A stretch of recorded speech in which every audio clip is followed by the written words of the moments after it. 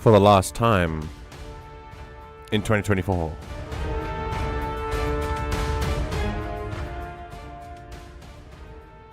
Let's do this.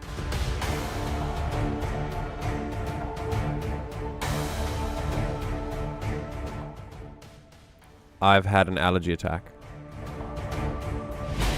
For some reason. Things are getting colder here.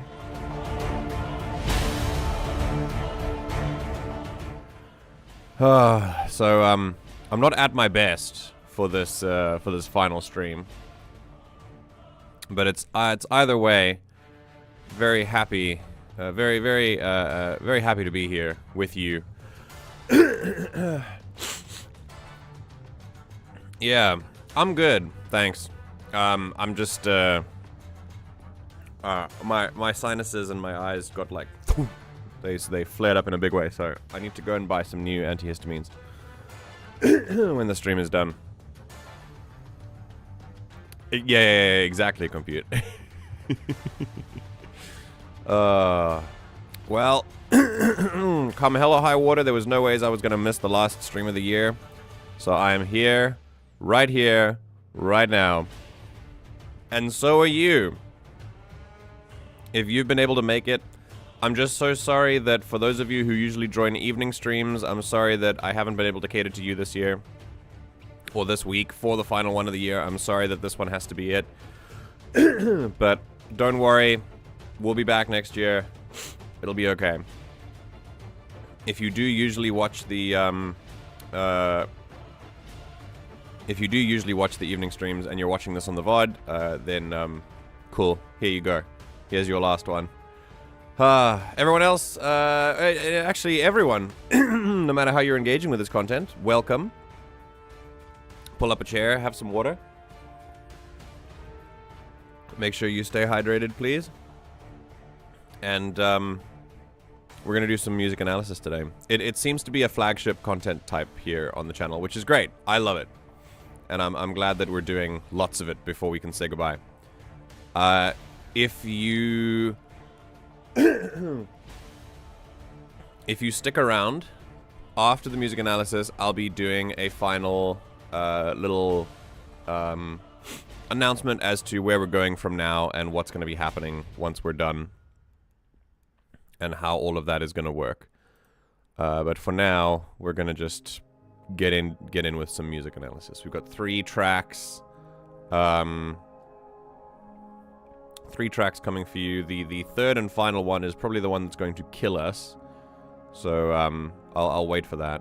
I know I bring that up a lot, but I really am like concerned that listening to Sabrina Carpenter is gonna get us like banned, but we'll see. Yo, we're definitely doing it 8 seconds at a time. That's what I'll say.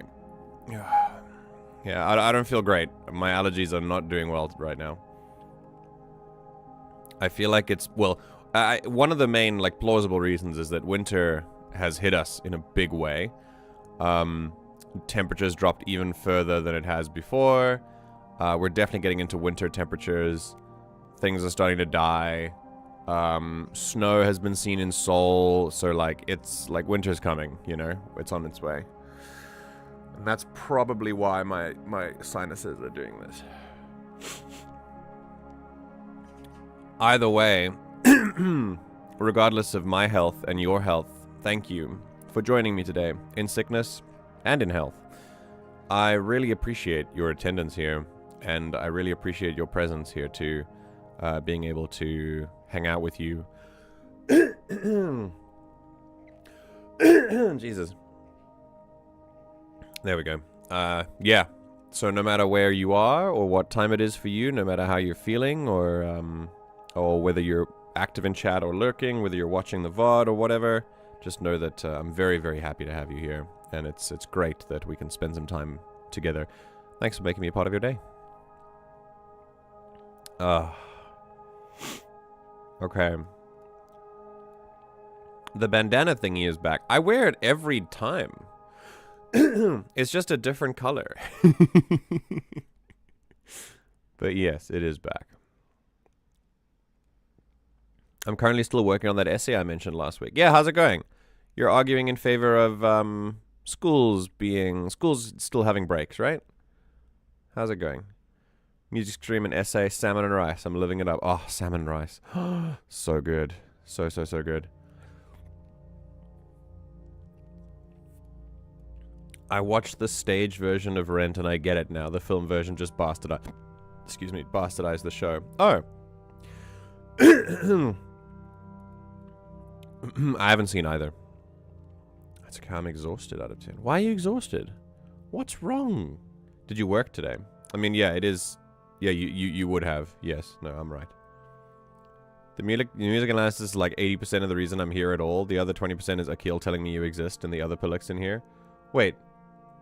Akil reminds you to join streams, otherwise you wouldn't join streams? What?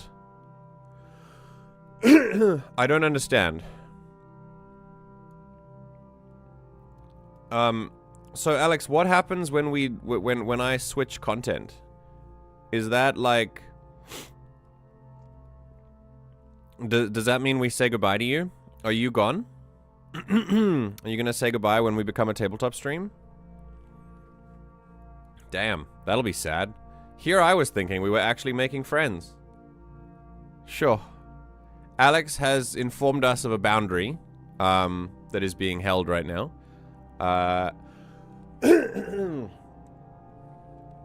And apparently we were never friends. And she'll just be leaving post-haste. Well, as soon as the content changes from exactly the one that is catered to her. Isn't that right? I mean, to be fair, there are people who were here for Mass Effect and then were like, okay, bye. And did like the disappearing act and then they just kind of fade into existence.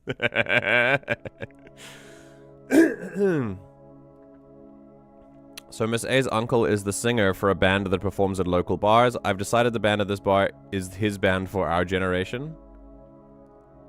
His band for our generation?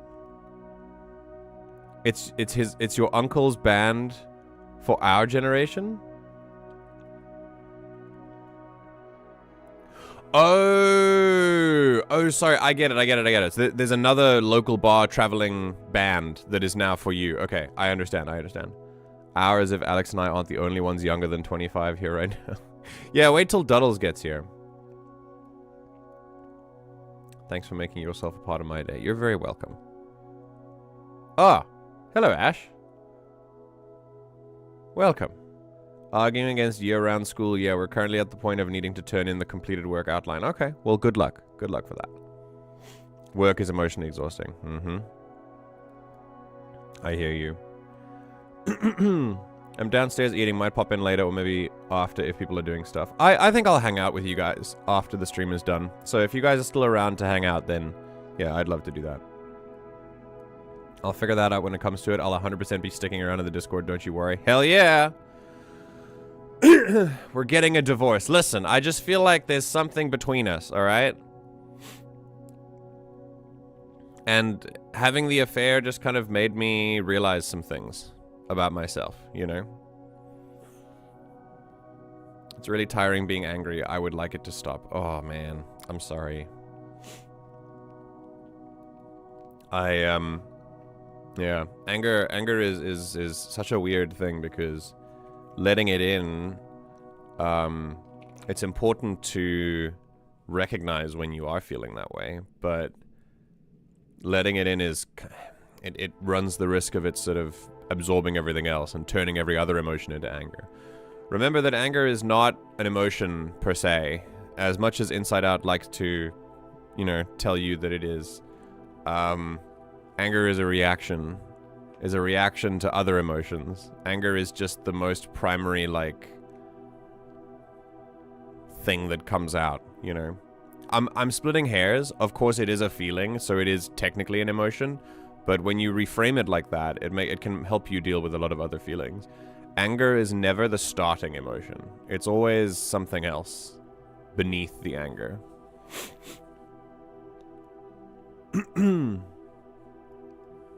His band is a cover band that does songs from his younger days. This one does covers of songs from my younger days. Oh, sick. Oh, okay, okay. I am also one of the ones over 25. Oh, sick. Wow. Oh my god. Wait, that means everyone in here is very young except for Ash. Ash is an old lady. And I'm right in the middle. Actually, no, Ash is only like a couple years older than me. Maybe one or two, yeah. Is there something between us? Are you happy to see me?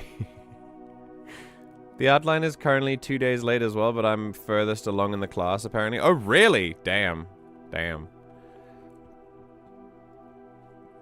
Anger is not an emotion. It's a red little guy that yells and spits fire out of his bald head. Yes. Yes. We've seen the same movie. Speaking of work shit, I've just been given the same temporary job I had this time last year. Probably only be 2 weeks this time rather than 3. So it'll be £450 less, but still, you know. Oh, wow! Congratulations! That's cool. Hey, job is a job, you know?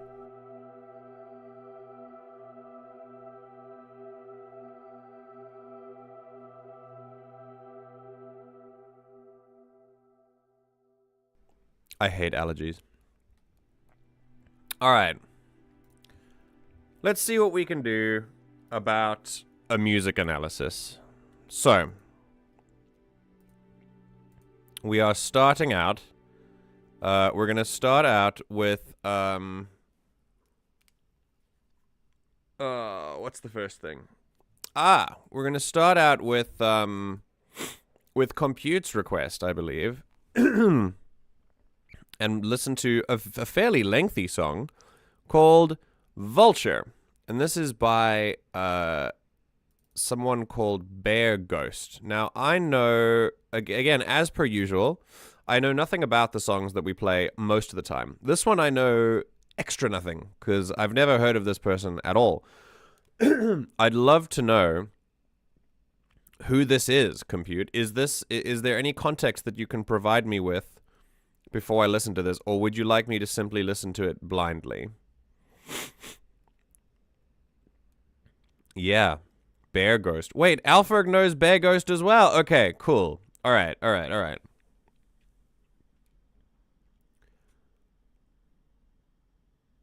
Alex is actually secretly getting hired in the North Pole to work with the little elves before Christmas. Oh my god. That's incredible. That's an amazing catch. I can't believe you caught her like that. Great work.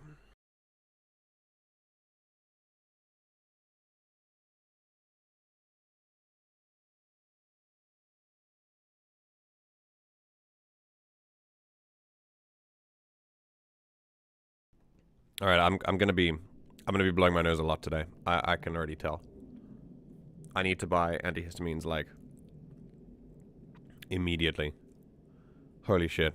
So its main themes is like religious trauma. Okay, Bear Ghost actually did a cover for the theme of the Agatha show. Oh, really? Wow. Okay. Well, this has 402,000 views, so I'm assuming that it's small enough to not be grabbed by copyright, but we'll have to see.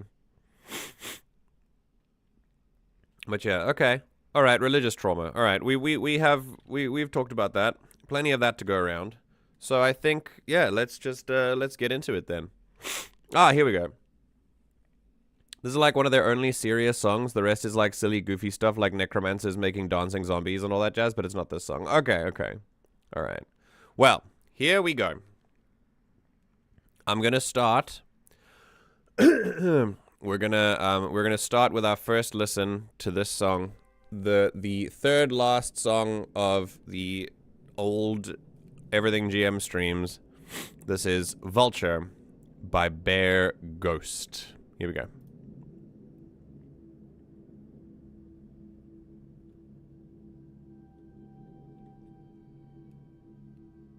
Oh.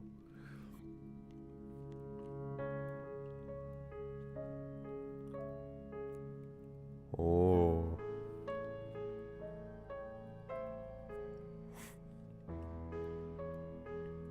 Not an uncommon chord progression. That's what I figured was next. Ooh.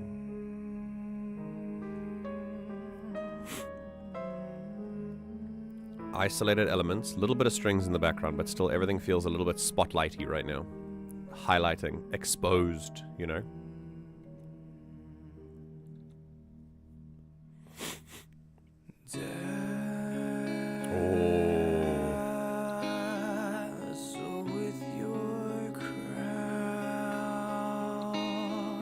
Lovely voice. Bass comes in.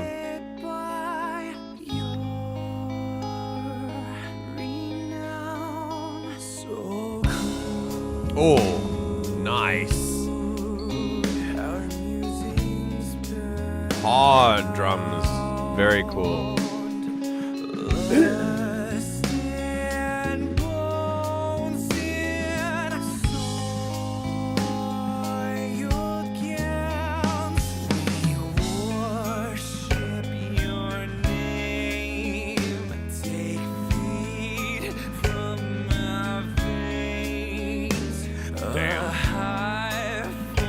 Heavy lyrics. There's a Glock up in the back as well.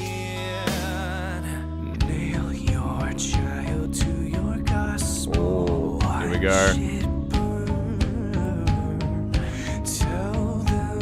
There's a build up. How do you know? Because they're toms. Here we go. Seems like there's gonna be a big break here. Fake out. Yo. Fake out. So sick.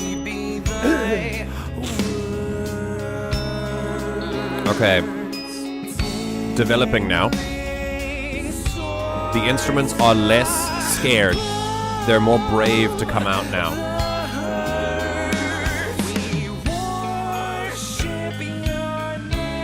Same thing as before. This is like the bridge to the chorus, but now all the instruments are a little bit louder. They're a little bit more brave to come to the front.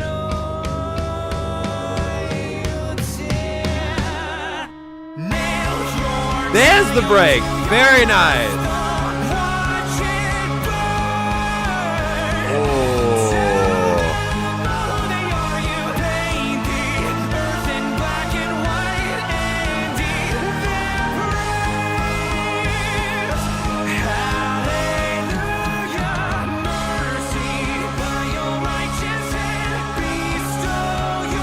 Very good.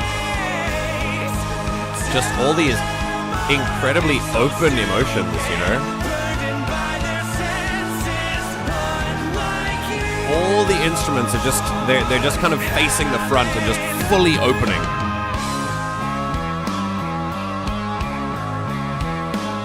Yes. Also good catch. No backbeat for that big section. It's just all the other instruments.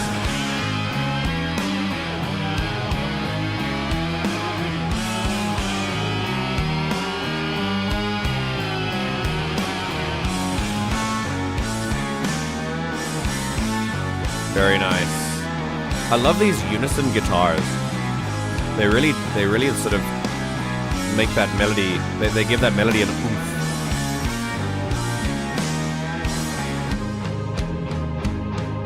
Here we go.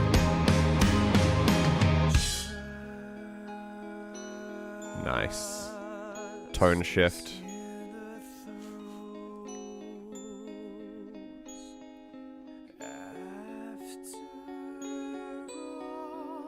We're kind of back to the beginning, but no piano. Oh, lovely. We're doing slightly chromatic melodies now. Things are kind of unraveling, it sounds like. Especially with the vocals in the background, you can hear it.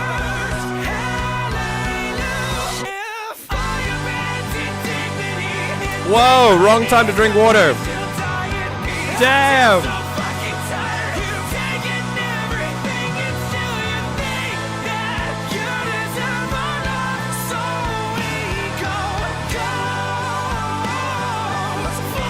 Backbeat comes in now.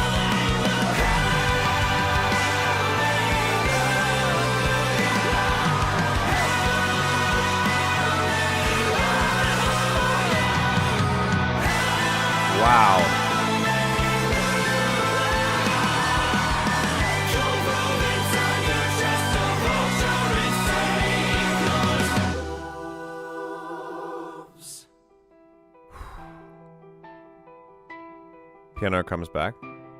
Sounds slightly different this time. It's more distorted.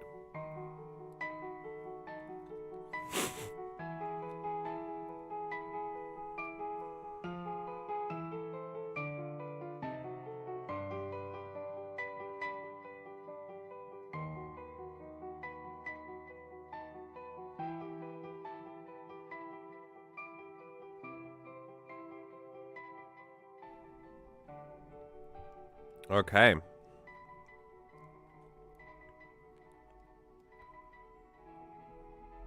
Ooh. Yeah, piano's doubling up.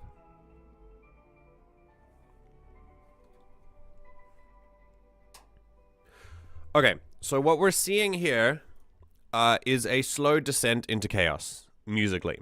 So, obviously, the theme of this song, the story behind this song is very obviously, just by listening to the lyrics, it's very on the nose. They make it very clear and easy to understand.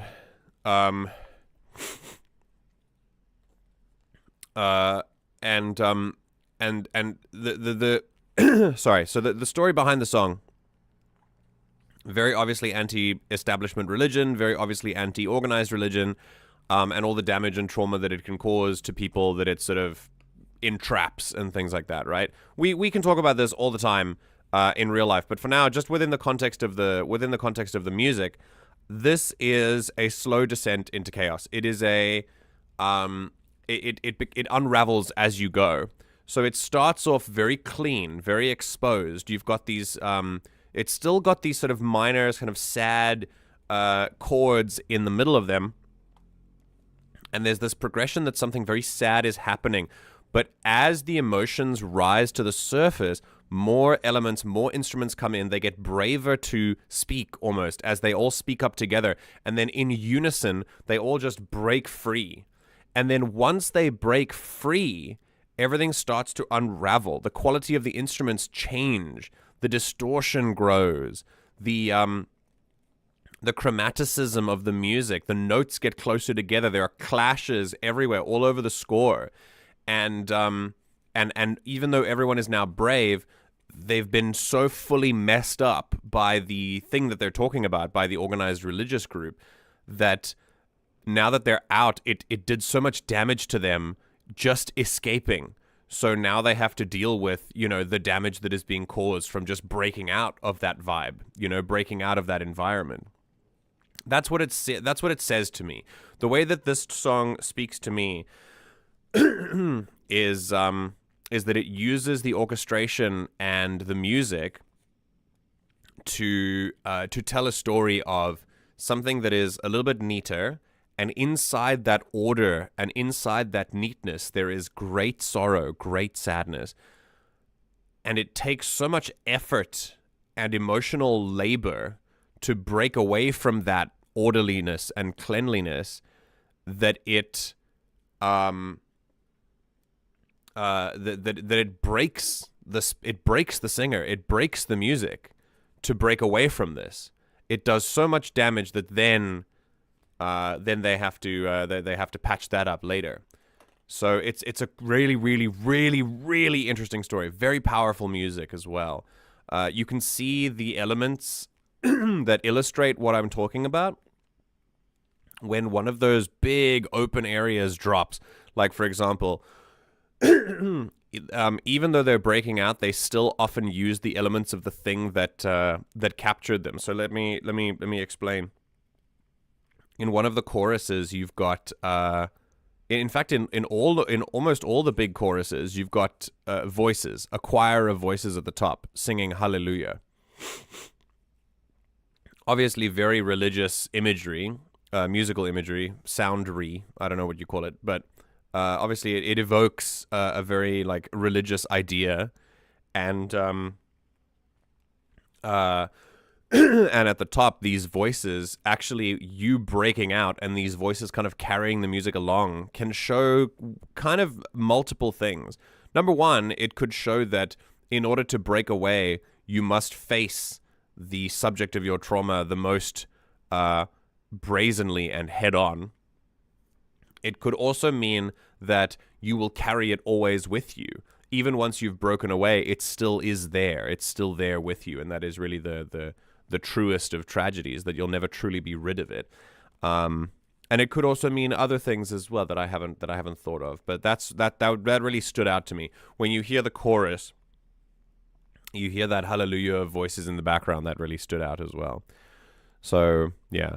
Also musically, very interesting is that there's this raw emotional outbreak and this raw sharing of emotions. As Alex was pointing out, there's no backbeat. There's no drum backbeat once the chorus is really like breaking free. It's just cymbals. And I think that's really just showing this caution to the wind breakout style thing where you just go, you know what, screw everything, I'm leaving. And it's just like you've left your anchor behind because your anchor is damaging you and you need to find a new one now. And so it just needs to be this raw outpouring of emotion that is not anchored by some kind of regular beat. I think it's really, really, really cool how that works. So yeah, just great, just great musicality there, great orchestration, great score work. I'm a big fan of how that worked. Big fan of that. And then right at the end, I'll pick up on what Alex said here as well. It feels like the piano is intentionally clipped to make it feel like it's in your head. Yes, absolutely. Right at the end, the piano is the last part, just as it is the first. And if you hear, you listen to the piano in the first part of the piece, and it sounds like this. Hang on. There we go.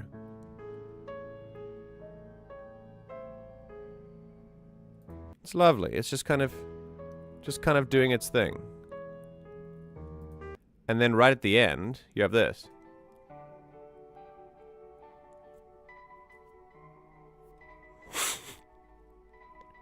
Really awesome. Really, really awesome. What's the difference there? The piano at the end has been... Hang on.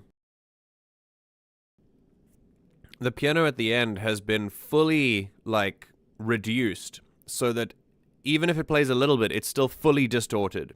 And that distortion is meant to show the unraveling of the person who's just escaped from this religious experience. Yo, dudes, I'm not doing well. A Slow Descent into Chaos is a banger band name, not true. I know writers who use subtext, they're all cowards. I love that whole ending section starting at the if when everything cuts out. Yes, there's that giant pause. So, I mean, we can talk about musical fake-outs. So, remember, I've talked about this many times before, but music, as in the words of the great Claude Debussy, music is organized sound and silence. Which means that silence in a piece of music can be just as effective as having sound and having no silence. This song is one of the many songs that puts that to the test. You've got a couple of moments where they have little fake out breaks to the chorus, like right in the beginning, at the end of the first chorus. They make you think that they're gonna build up to something. They're building it up for like 8 bars. And then they go straight back to the second chorus again. There's that complete pull away from the music, exposed voice only saying hallelujah, and then right back to something quiet. That's a fake out, but it's a good use of silence as well. Even though there wasn't true silence, what I mean is the instruments went away. That's the kind of silence I'm talking about. So the instruments went away, leaving only the voice, and that's it. And then that happens a couple more times as well. There's another break somewhere in the middle of the song, and then to herald the arrival of the final section of the song, as Compute said, there is there's one hallelujah, not hallelujah, there's if, for like one beat in a bar, it's just if, and when the singer says if, all the instruments pull away for one glorious beat of pure silence, and then ram back down onto the beat again. When we listen to it again, you'll hear it. But it's just fantastic. Really, really, really cool. Yeah. I'm pretty sure that ending Hallelujah section was either the same chords or rhythm as another church song that does that. Not Hallelujah, but a different song. They've sung it at my church before. Really? I know some hymns, but there are a lot of hymns out there. Like, there are a lot of church songs, so I wouldn't really claim to know unless I was specifically hearing it. But I'll give it a listen next time. That's really interesting. That's a very well-known musical technique, to take something that is known and turn it into something new through your musical orchestration. So that's really cool. You get to tell a completely different story by referencing the original work and basically making a social commentary on it by changing how it feels musically. Very cool.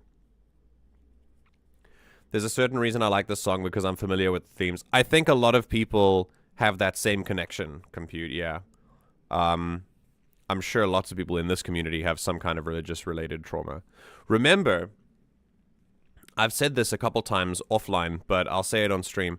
Religious trauma affects it. You actually, I actually don't think that religious trauma requires you to be in a religious institution for you to feel it. Because remember, in the West, religion has informed the way that our societies have been built, the way that our countries have been formed. Like America, who still claims to be a secular nation, you can see that its lawmakers and its officials, for example, are still very deeply religious. and it's overwhelmingly Christian, overwhelmingly conservative Christian, right? So you don't necessarily have to be in a religious institution in order to be affected by organized religion and in order to be affected by them. And that kind of that kind of trauma is pretty clear in various elements of our society, and in some places it's a lot more hidden. But yeah, very, very interesting to talk about. Very sad, of course, as well. The kick plowing those eighth notes make it feel like they're kind of running in place, not knowing what to do while trying to escape their norm. That's really cool. That's a cool takeaway from that. I like that. The beginning piano sounds more scared but foreboding for what's about to happen, and then the end sounds accomplished but still scared and now broken as well. That's also a really great catch too. I love that interpretation as well. Yeah. Like, it still sounds exposed, so there's still this underlying tone of fear. That's what I felt. Like, throughout this song, I have felt fear. Even as anger kind of rises over it, and the singer moves into this kind of screaming section. Not screaming, but like yelling. Like, there's so much raw emotion there. You can still feel the fear behind it. The chord structure is such that fear is readily available to draw from as an emotion, which I think is really, really interesting. So yeah, fear is a huge thing. If it evolves from fear of the current environment to fear of what comes next after the current environment is gone. Fear of the unknown. It's a whole different type of fear, you know? Because it's like, okay, well, in my current environment, I'm scared, but I'm not alone. I'm not abandoned, because these people at least claim to care for me. And then when you escape it, you feel truly alone. You feel fully exposed and lonely. Like, it's at the start contemplating trying to get free, but once they are free, they are still uncertain if they did what was right or if they will regret their choice. Yeah, I'm with you. Yeah, I'm with you. That's a cool way of thinking about it.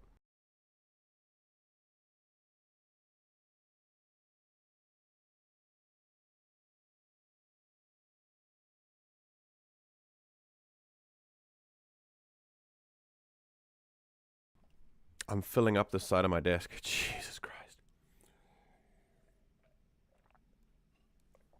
It hasn't been this bad in a very long time.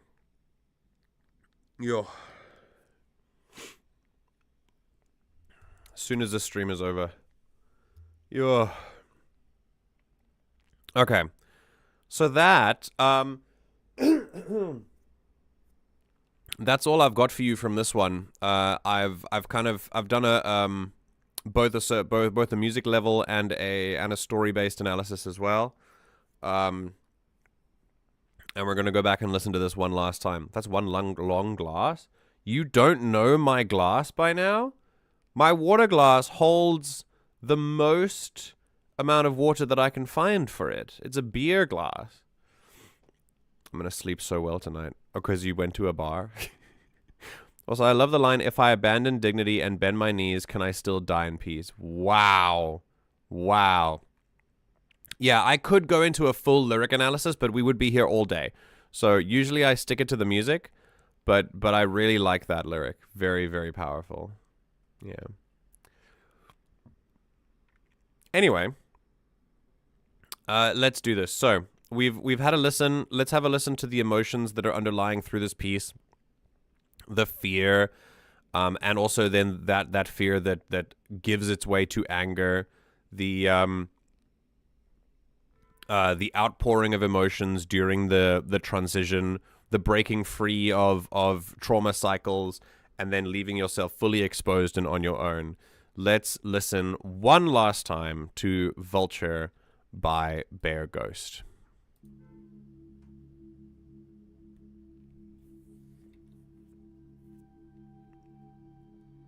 This is one of the ones I unfortunately couldn't find a lyric video for, because usually they upload one with a song. Oh, okay.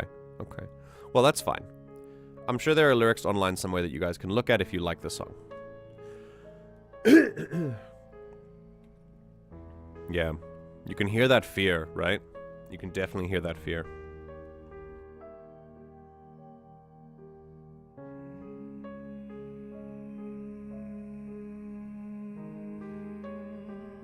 Vocal pedal point, same note.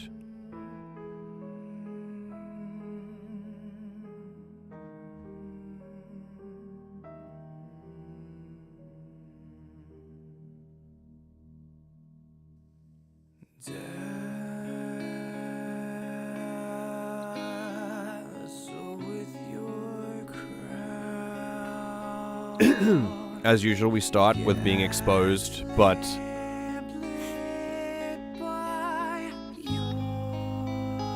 still clear. There's some clarity of purpose here almost. The drums come in immediately. And this is like the building of this, the preparation to leave.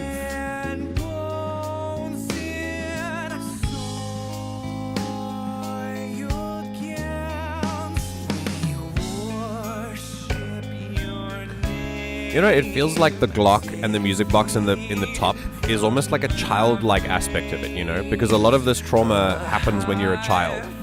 A lot of the indoctrination goes on when you're a child. So it feels like they're still kind of holding on to that childlike aspect of things while they're breaking away. Like it's a reaction, or like a reminder, you know? And there's this build, you know? There's this emotional build, like, are you ready to go? Are you ready to break out? And it goes right back. We're not ready to break out yet. We still got to build more. We've got to build up more courage, more emotion. We got to get angry enough to leave, you know? Not done yet. These sort of squeaking strings and being drawn out as much as possible.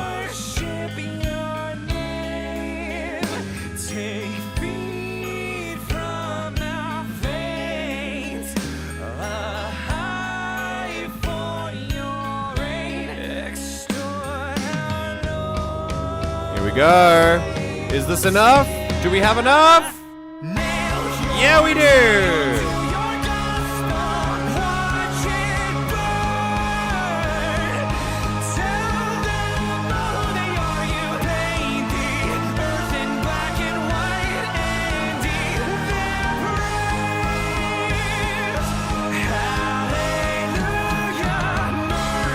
And we're back. Once we've started, there's no leaving. Once we've started to break out, there's no stopping until we're out.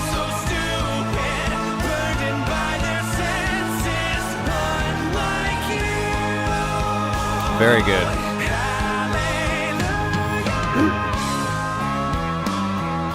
Full change. Now we get to see what breaking out means to this person. What are the emotions that are left as they fall through this moment of breakout?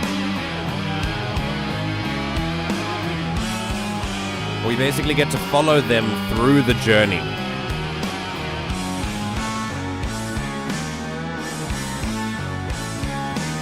Very weird melody. Very weird intervals.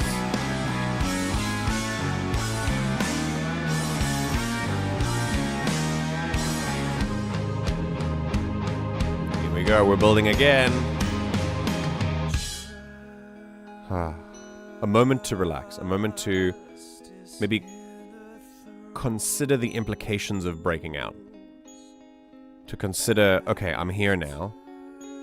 Now what? Take a second to understand. Maybe to mourn what is gone. And then, this is it.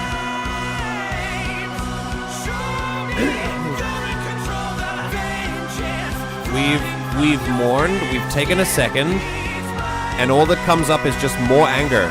We have to explore all of this. Here we go. Yes! Amazing.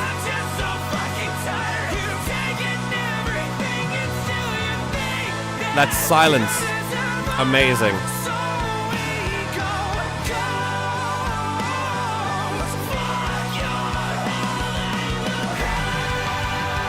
And now we're just fully letting go. Completely released and broken and running and there's still that underlying tone of fear even through all of this.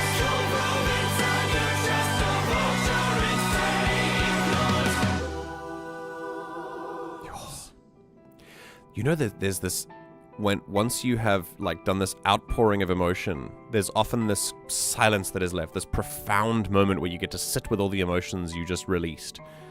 And this is what I feel this last part is. Yeah.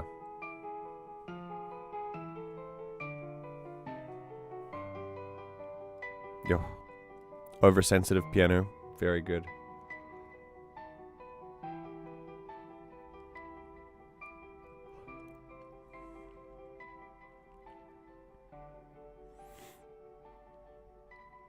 Amazing.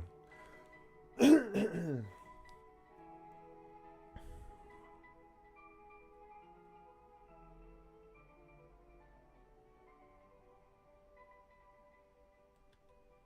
you go. Fantastic work. I know exactly how they're doing that from that fear from an arrangement POV. There's a big gaping hole in the middle of the arrangement. It's just the low and the high. It's not till the guitar comes in that the mid-range is filled in by something enough to be able to bridge the high and low. Okay, interesting. So they leave the mid-range out. Okay, cool. I like that too, because like more times than not, people are forced into religion at a young age and don't realize that it's not what they want until they hear certain things and get older. Yeah. So I was talking about that from the music box perspective. Like, it really made me think of this childlike idea that if you are breaking away from religious trauma, there is that childlike aspect of it that will always be with you, you know? And almost like as this person runs away, it's almost like they're bringing that child with them. Like, you know, I'm saving you, you know, I'm saving what I could have been, you know? Yeah. This part with the dumb riffs is just to remind you that it's made by Bear Ghost. Oh, really? Is that just kind of their hallmark? That's very cool. Yeah. The backbeat coming in really helps with this massive euphoric sense of release this section has, yeah. Also, another thing I forgot to note is during that whole ending Hallelujah section, after he basically denies if by just going, fuck your hallelujah, then immediately screaming no and oh no in the background, like the fear and regret setting in is in, like, what if I'm not right? Yeah. That no and oh no, yes. That big release was almost the most terrifying. There was like that self-doubt in there, and like just this, in the outpouring of emotion, it was like, it was, a lot of people, when they run away from these things, there's a lot of conflicting emotions, because a lot of the psychology inside your mind is going, a lot of the, like, inside your head, a lot of the thoughts are going, like, I could be wrong. Like, Because remember, a lot of the experiences that you've had are safe, quote unquote. They're not really safe, but they are all you know. And so that is what safety means to you in this moment. So when you break away, you're breaking away from everything that your brain knows to be safe, even if that is a dysfunctional idea of the word safe. So, if you sit and run away from this kind of thing, of course, it's at some point that running away is going to feel to you like you're doing something stupid, like you're doing something that is, betraying your safety and stuff. You're diving into the unknown. Like, what are you doing? This is against survival instincts and stuff. And you have to shut those down. You have to scream louder than them. And that's why that section is so powerful, because it's drowning out all of the self-doubt and drowning out all of the fear, because it knows that that fear doesn't come from a healthy place. It knows that it needs to just get out, which is really, really powerful. Like, this whole song also explains my situation with the fear breaking away and all that. Really, that's really cool. Listen, I believe that humans have a pretty outstanding, a pretty mind-blowing amount of shared experiences. I don't think that there's a single human experience out there that is entirely unique, and that's a beautiful thing. I don't think it's a bad thing at all. I think that sometimes it can feel quite like weird to think, wow, someone else has probably thought exactly the same thing I'm thinking right now. And that's okay. Because when it comes to experiences, you never have to feel like you're alone. There's always someone else in the world who has done the same thing.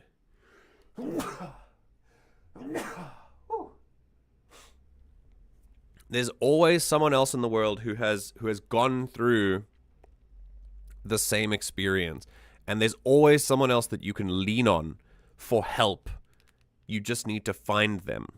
And that's one of the most beautiful parts of being a human for me. One of the most beautiful parts of our experience is that we are never, ever, ever alone in our experience. No one's experience is truly unique. There's always similarities to someone else. And rather than making that feel unoriginal, feel comforted by that. Because really, to me, it is a comfort that there are so many other people that have shared the same experiences that I have. Even though we've come from completely different backgrounds, we live in completely different places, we're completely different people. And yet at the same time, there is that level of shared experience that we have, that level of shared feeling, which we can use to help each other move forward together as a species and as people as well.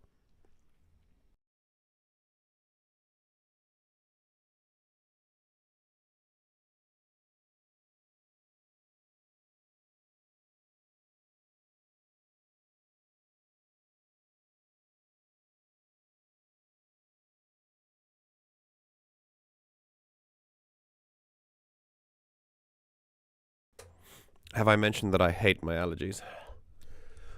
Yeah, this song is the absolute opposite of the usual songs they make in my listening experience to them so far. Really? Wow. Okay, well, it sounds like something that they thought was, meaningful to them. So I really like that.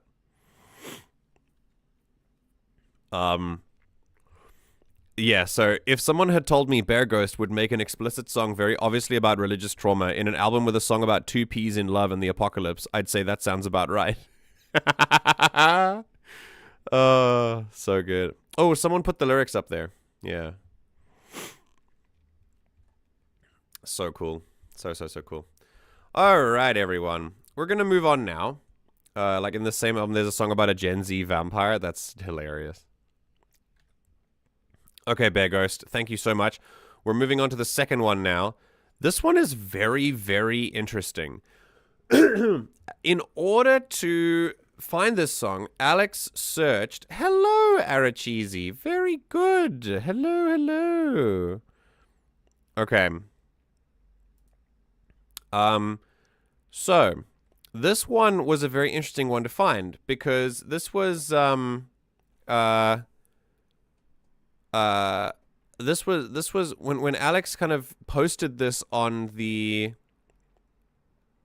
on the music requests, it was only a Spotify link, and I went over to it and I was like, oh, okay, and then yeah, it wasn't on YouTube yet. Now it's on YouTube, and it has 88 views. So I feel like, and the other one, the Stained Glass Man, the second one in this little series, only has 25 views, at least on the topic area. I don't know if Alas I Am Myself actually has like an official channel or anything. But it's phenomenal that this is so hidden. Like, this is an incredibly hidden gem that we're about to listen to. Interestingly though, Alas I Am Myself is a moniker. It is a pseudonym.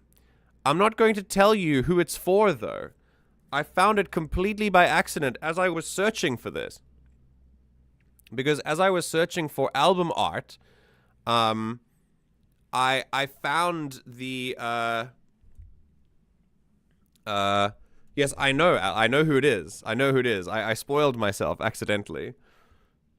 Because I was searching for album art, and I found their name like next to the whole Alas I Am Myself, and I was like, damn, this is so cool. Yeah, so it's really, really, really cool. This person whose real name in their real life is very famous, like a very, very famous musician, and then here it's just like this completely other like side project that they're doing, you know? So cool. So cool. So very excited to listen to this. I'm not going to spoil who it is until we listen to the full thing. But for now, yeah, it's this. As with Dead Sarah, I'm gonna hold off telling you who the artist is. Yeah, sorry. I did. I was considering, after I discovered it, I was considering maybe Alex wants me to hold off, and maybe she wants me to like guess who this is at the end, and then I'd already found it accidentally myself, and I was thinking maybe I should pretend that I didn't find it out and didn't spoil myself. But I believe in honesty, so there you go. I had to let you know. But yeah. It would have been fun if I hadn't accidentally found it, unfortunately. Sorry about that. Looks like an EP or single release, because it has 1 and 2, and then the second song is there. Yeah. It looks like an EP. Yeah. Alas I Am Myself is the side project for someone you've heard a lot of. Yeah.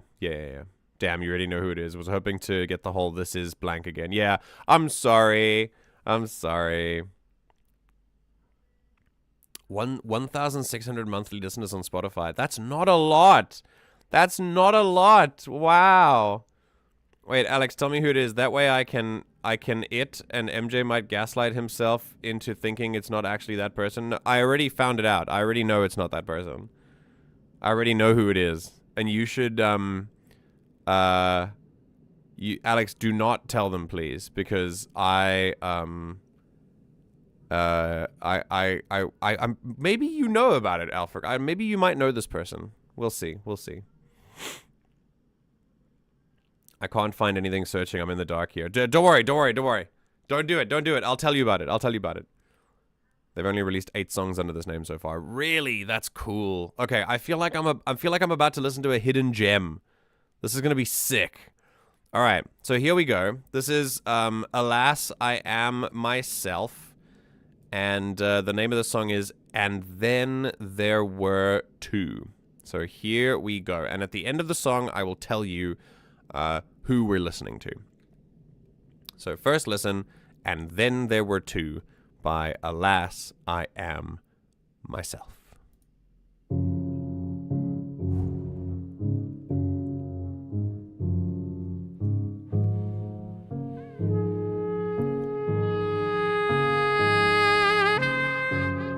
Yes, a saxophone.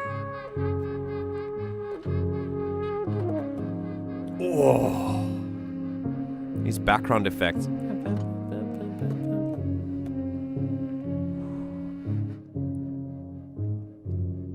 Really raw, like exposed saxophone.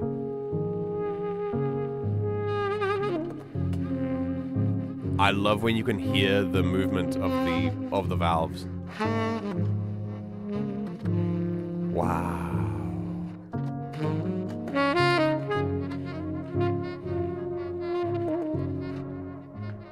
Amazing. Piano is playing a very, very basic part. Just kind of going down and up and down and up, and then it goes down and up and down and up from the next position. Just kind of this a constant ascending, descending pattern. So beautiful. Oof. Lovely background music, lovely background effects as well. Really creates this like psychedelic feeling, you know.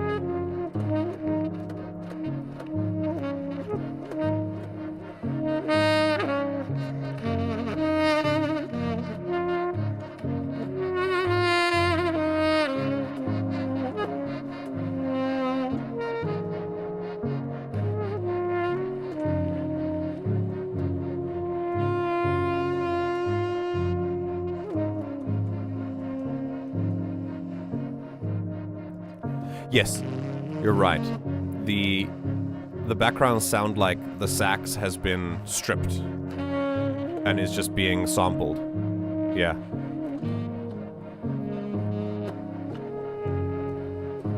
So great. Honestly, this sounds like... Ooh, it sounds like we're listening to improvisation. It sounds like the piano is playing the background, the anchor, and the sax is just kind of improvising on the top. Which is wonderful. We could just listen to this all day, honestly.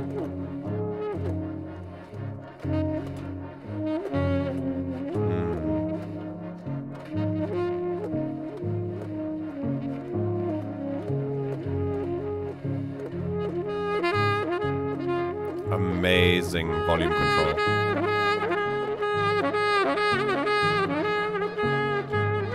The dynamics are just phenomenal.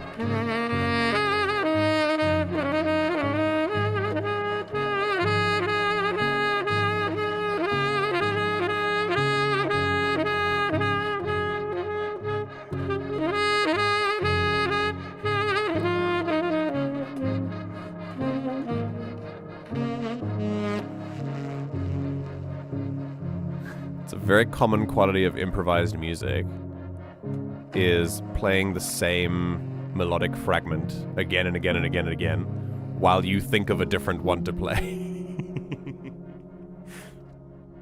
Wow. And then it ends there. That is such an interesting piece to listen to. So, so cool. I love when they take the sax below its dynamic range and it's all just breath with no pitch. Yeah. So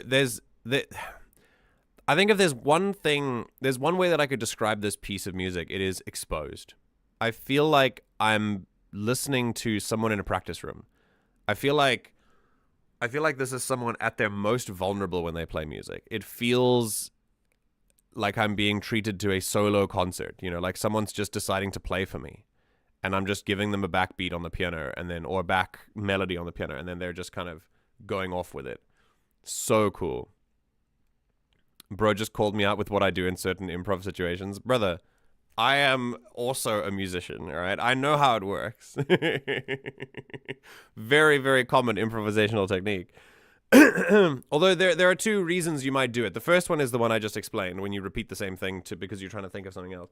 But the second way that you might do it is that you're really feeling that particular line. You just want to keep it going. Remember, in lots of improv pieces, there's an anchor.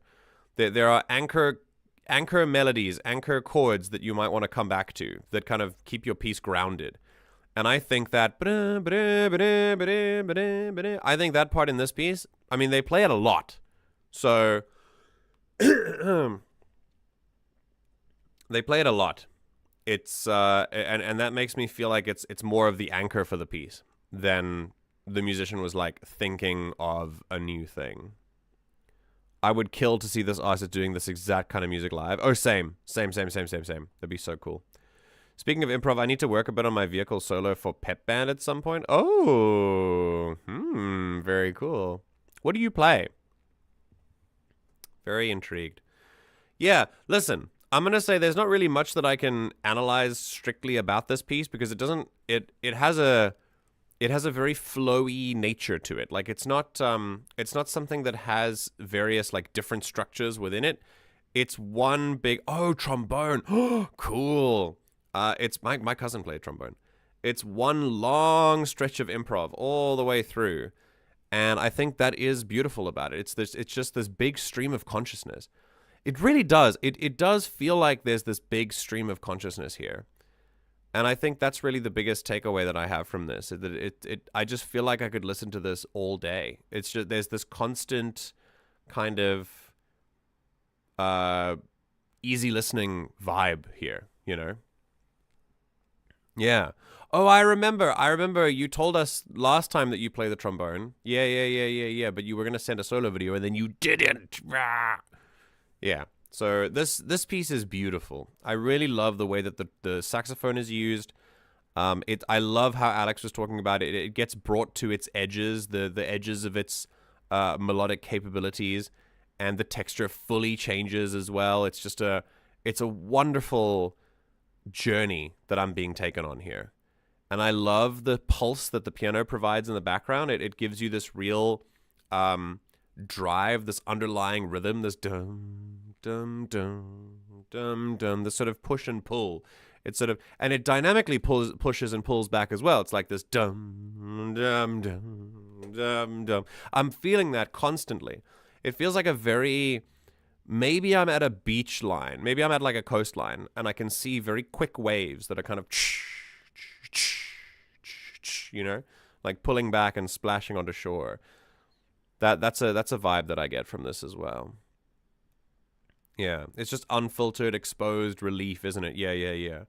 So, Alex, I hope you don't mind that I don't say too much about this, because I really just feel like there's not much that I can really say except what is given to us, you know? It's a very, it speaks for itself quite a lot. It's not something that really needs a lot of interpretation. They have such an incredible amount of control over the sax, and the tone of the sax is so round and throaty. It's beautiful. Oh yeah, 100%. Yeah, absolutely. I think really another thing I could say about this is yeah, we'll tell you, don't worry, Compute. Another thing that I could tell you is that this feels like someone who knows their instruments. It definitely, like piano and sax as well. It feels like we are being given a concert by someone who really, really knows how to play. But not only knows how to play, and this might give you a clue as to who it is, but also knows how to produce and knows how to mix things together. You could hear that sax sampling in the background that was doing incredible work for the whole roundedness of the piece as well. And I think that will, that's like a little bit of a clue. But if you don't know who it is by now, I think, remember, this person is not as famous in mainstream circles as Alex is kind of like hyping them up to be. In the circles that they are known for or known in, they are incredibly well known. But in like just everyday, like they're not a household name or anything. So yeah.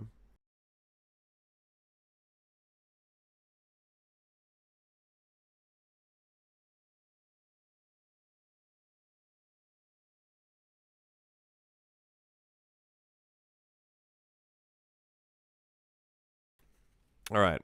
Alferg, at this time, I'm going to need you to tell me if Miss Alferg is around or not. But for now, I'm going to tell you who this is. Alas, I Am Myself is a pseudonym for a very well-known person, as I said, in their field. Or should I say, in her field. This is none other than Dina Kiner. Dina Kiner, discography. Dina Kiner is the, hold on. Dina Kiner is a pseudonym is a fake name. It's like an artistic name that you use or whatever. Or an alias as well is what we call. Dina Kiner, if you don't know, is essentially one of the central composers for today's Star Wars music. She's made an incredible contribution to Star Wars, starting with her whole family. If you know her father, I believe it is, Kevin Kiner. Yes. Kevin Kiner is the composer for the Clone Wars series. That's his Star Wars claim to fame. And then he got his daughter. I think he has 2 children. I think both, or is it both of them? Or is it just him and his daughter? Either way, yeah, Dina makes Star Wars music, officially for Star Wars, and she has worked with her father from the time of Clone Wars Season 7. She did, yeah, as Alex says, she's the co-composer of Clone Wars Season 7, Rebels, Bad Batch, Tales of the Jedi, Tales of the Empire, Ahsoka, yeah. She's done all of the main, flagship, Star Wars series and TV shows, especially animation. She's done all of the animated Star Wars TV shows. From Clone Wars Season 7 onwards, she's had a hand in all of them at some point, which is amazing. So her main thing is Star Wars music and Star Wars animated music. And then she makes this. That's insane. That's so good. Yeah. That's vastly different to what we just heard. Right? Yeah, it's crazy, isn't it? Rebels Season 3 to 4 was the first thing Sean and Dina worked on officially, but they've been working on orchestration since the beginning of Rebels. Okay, yeah. Also, yeah, Kevin, Sean, and Dina, yeah. Although, because it's spelt with an EA, I'm gonna say my Diogenes brain is going Scene and Dina or Sean and Donna. You know that person on TikTok? Do you guys know the person on TikTok that says, I'm going to pronounce things that you've probably only heard, that you probably only read in a book, and I'm going to pronounce how it's correctly pronounced in words. And then she pronounces it completely incorrectly, but in a very funny way based on other patterns that we've seen. Very, very, very funny. Oh, goodness. All right. So yeah, this was Dina Kiner, who is amazing at Star Wars music, and now apparently an amazing musician in her own right, and an amazing improviser too. So how cool is that? Freaking awesome. Yeah. She's also branched out into other things, as Alex has said, like Doom Patrol, Peacemaker, Narcos Mexico, but yeah, there's a lot of other stuff that she's done, but Star Wars is her main thing, and now she's done this, which is just absolutely phenomenal work. Absolutely phenomenal work. Yeah. Very cool. All right, everyone. So that's all I have to say about that one. Let's give that one more listen, and then we'll move on. So this is One More Time, and Then There Were Two by Alas, I Am Myself. This is not something really for analysis. It's just for appreciation. Just for deep musical appreciation. That's it. Just sit back, relax. Let's give it a listen.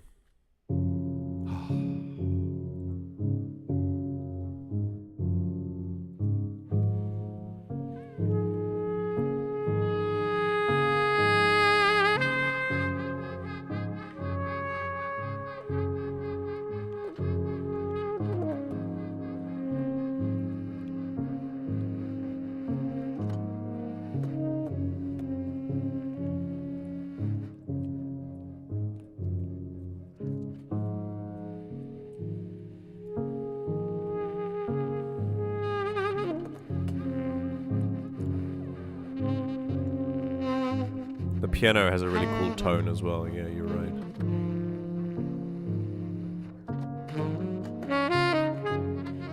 Oh.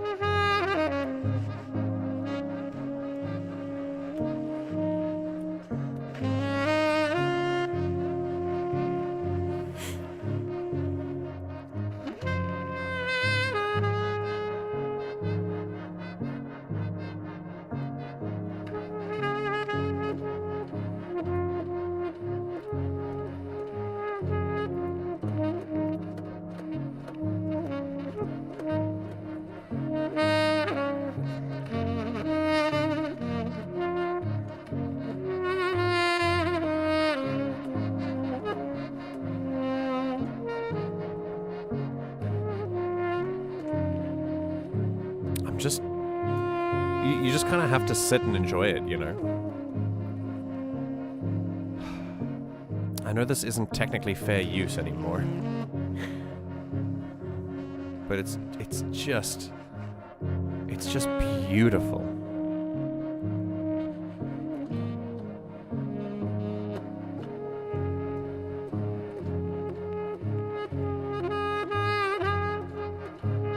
Yeah, she starts doing the repetitions.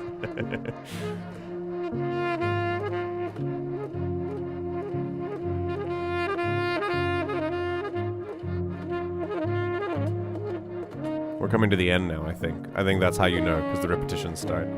She starts running out of stuff to do.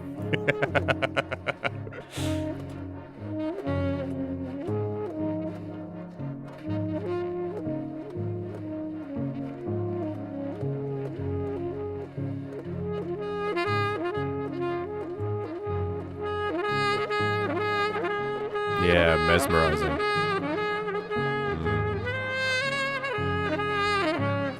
Fully agree.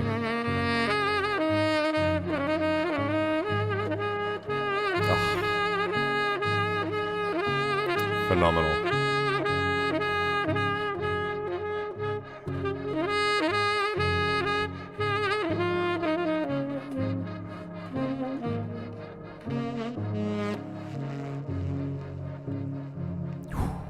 Wow.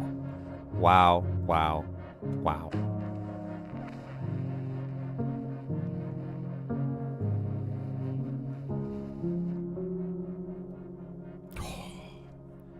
So good, dude. So good. Yeah, Alex, it really is just mesmerizing. I felt like I was being taken to another plane of existence and just kind of... so good. I'd highly recommend listening to The Stained Glass Man at some point, too. It's a very different vibe to this one. Much more structured, really tense. Much different ensemble as well. It really does feel like she's experimenting. It feels very experimental. Like, this EP feels very new. Like, she's just kind of doing this, you know? She's just kind of figuring it out, which I love. I love this. I think this is really cool. I mean, let's just give a little bit of teaser, for example.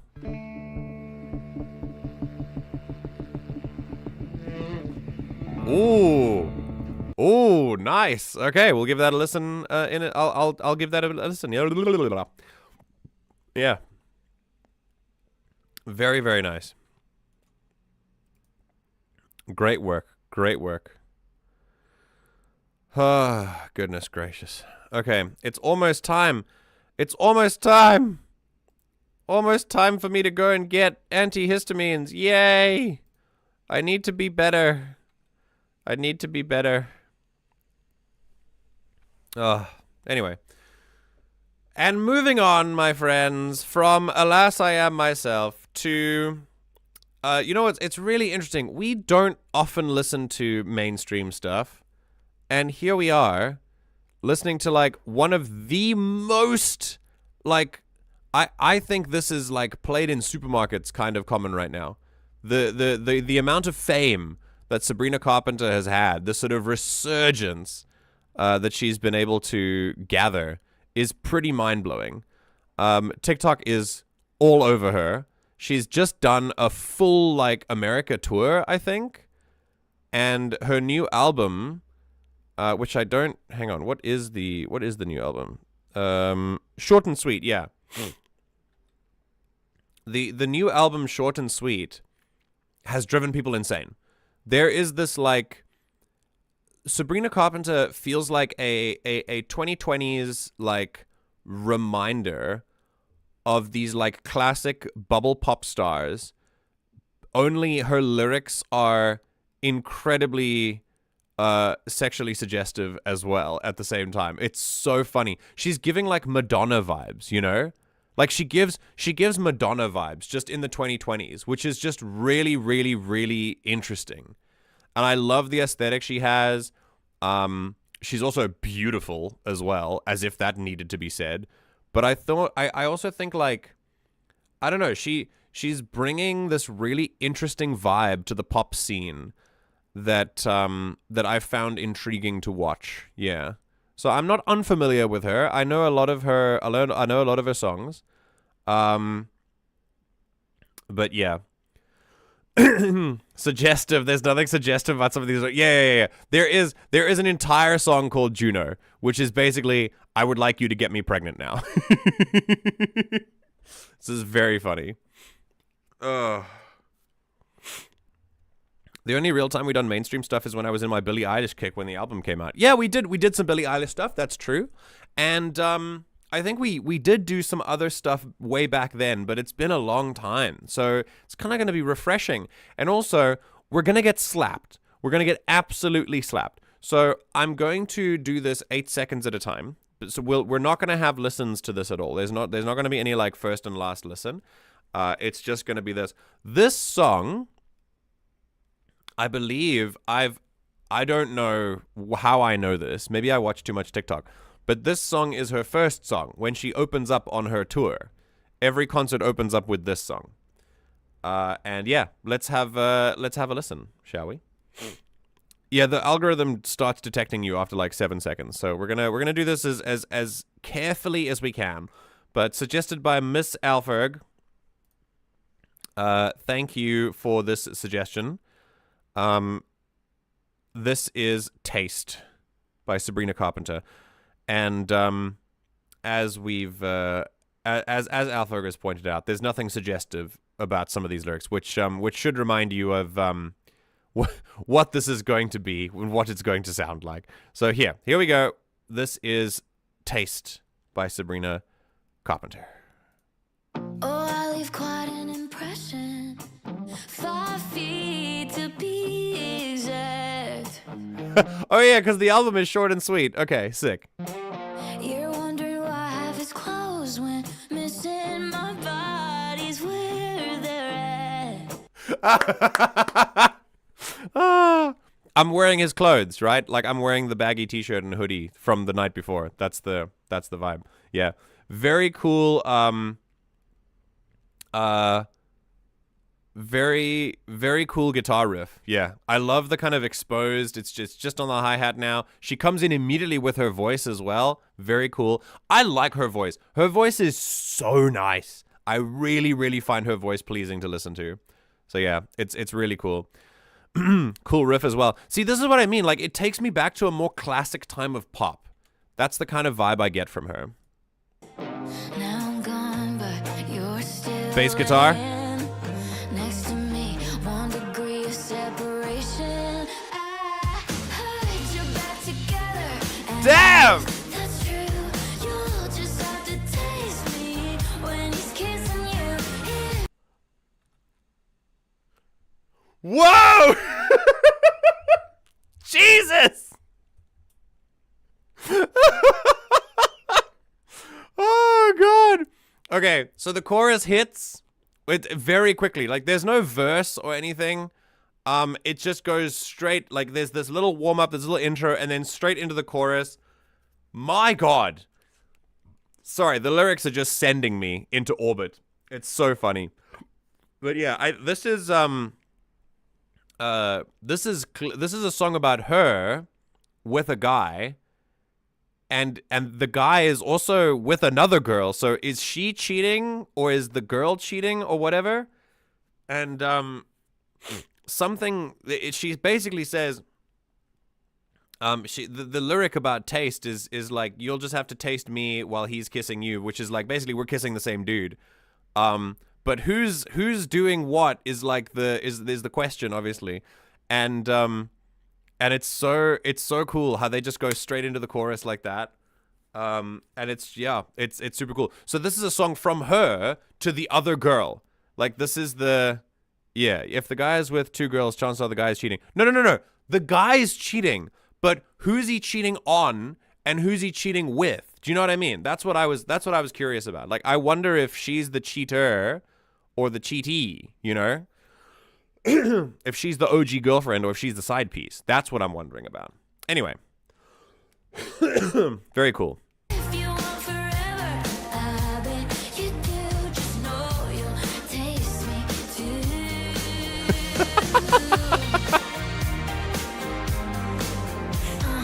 Awesome. Pins you down Okay, so we're moving down now into the second verse. We've just done the first verse. We're going into things like very quickly. And I think, oh, I remember in this music video, Jenna Ortega is in the music video as well, which I think is really interesting. All right, cool. So we go from chorus. We're now into the second verse.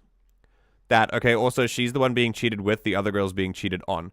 Okay, so she's the side piece. Okay, cool. All right. Yeah, the drum sound is super cool. I love the way they're mixing this. It's really, they've got a lot of background stuff that's doing really, yeah, this is the Jenna Ortega one. Yeah. Okay. All right, cool. Moving on. He pins you down on the carpet, makes paintings with his tongue. He's funny now, all his jokes hit different. Guess who we learned that from? Oh my God. Damn. Okay, we're just gonna do like sections at a time because obviously we're gonna get copyright struck to the moon. This is such interesting lyrics. Like, oh goodness.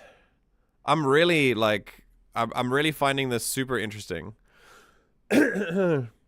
Really cool stuff. So yeah, or like all of his jokes, like guess where he learned it from. This is such a spiteful like side piece song to sing.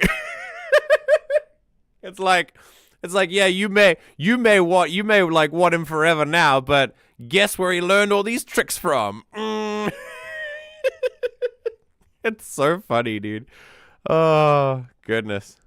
Singer is horny, MJ. These are super interesting lyrics. They are. I'm interested. Right? This is music analysis, all right? This is not music reactions. This is not music horniness. This is music analysis, all right? If you ask me to analyze a song, I'm going to analyze the song. Cool. I'm gone, but you're still laying next to me.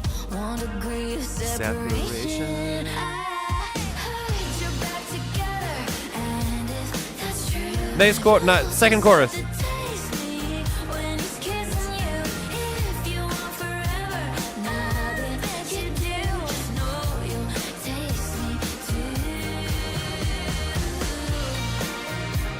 Genuinely a really solid song. Like, I'm really enjoying this.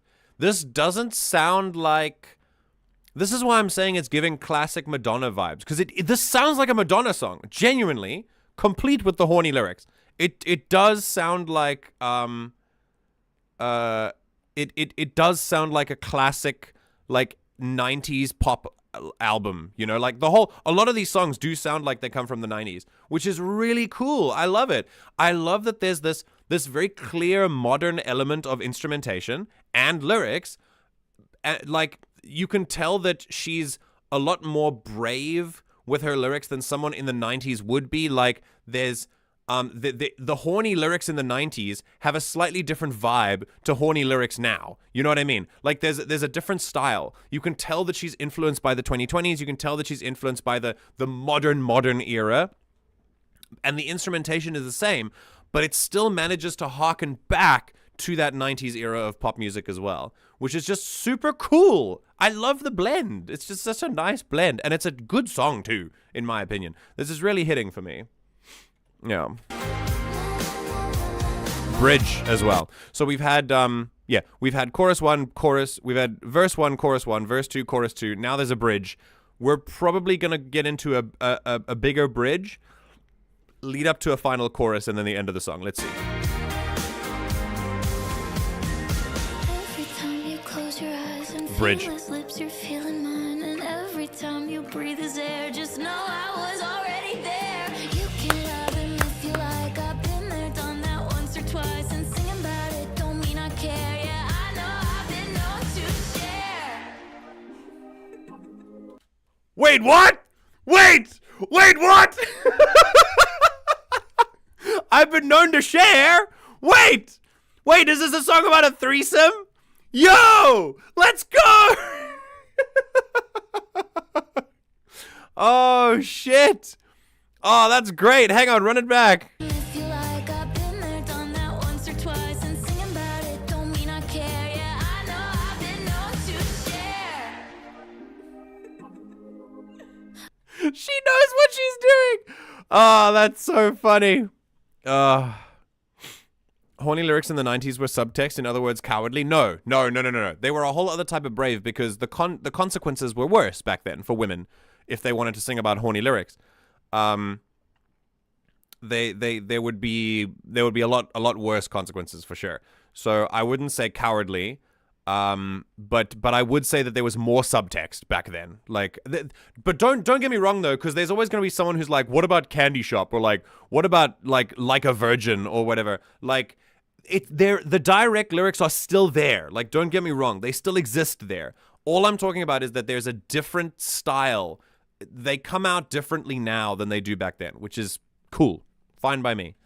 Also, that's hilarious. This song is hilarious. Well, I heard you're back together, and if that's Mini true, chorus. you'll Very pop formula, by the way. I'll get into just that. have to taste me when he's kissing you. And full chorus. Forever, I bet you do.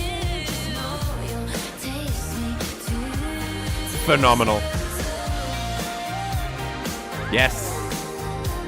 You'll just have to taste me when he's kissing you. Yeah, you'll just have to taste me when he's kissing you. So sick.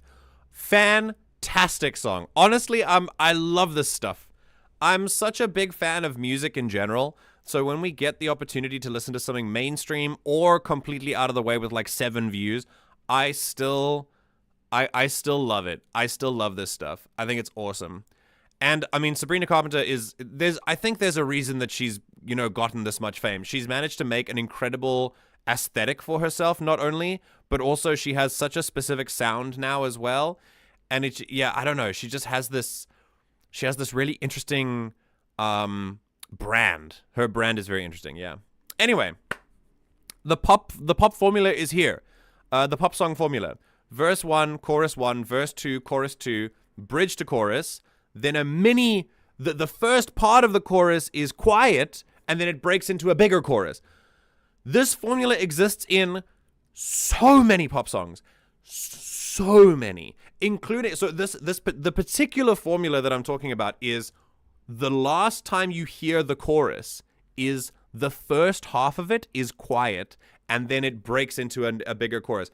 It's so common, it's unbelievable. Like, it is so common, it's unbelievable. I'll tell you something else. Here. So, for example, there is one group that does this formula without fail in every single song that they do. Every song. And I have not heard an exception. I've listened to a few of them. And that group is One Direction. One Direction does the pop formula to a T every single song. Every single song. No matter what it is, they will, especially that quiet chorus to big chorus. That quiet transition. This is what I'm talking about. This one. Here. This. Quiet. Quiet chorus. And big chorus.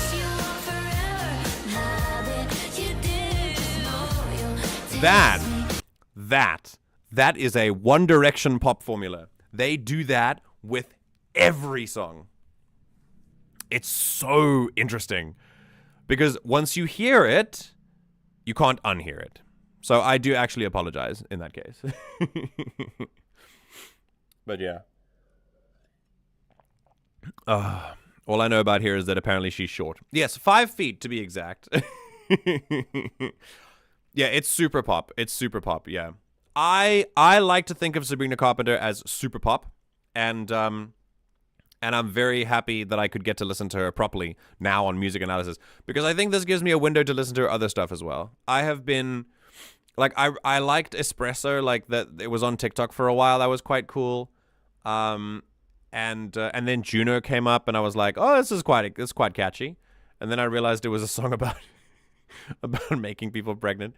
And And there's another one as well that I listened to. I can't remember the name of it, but I'd only heard the beginning of this because this is how she starts her live tours. So yeah. But this was wonderful. Thank you, Miss Alferg, for showing this to us. And yeah, I was very happy to give it a listen. Juno's about a movie? No. Listen to her talk about it. I have already done this. I have looked it up. She talks about how it's not about the movie. It's about the pregnant goddess. It's the goddess of like fertility or whatever.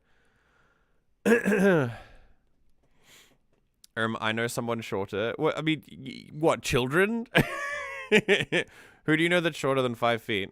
I've been meaning to watch that movie for years. I haven't heard about it. I mean, I know that it exists as a movie. I haven't seen it though, and I haven't really had an interest in seeing it. Yeah. But anyway, that was that was Taste by Sabrina Carpenter. Very, very, very nice. And let's wind things down, shall we? Because I don't know if you knew this, but this is the last time we get to see each other in 2024. What a crazy time, huh?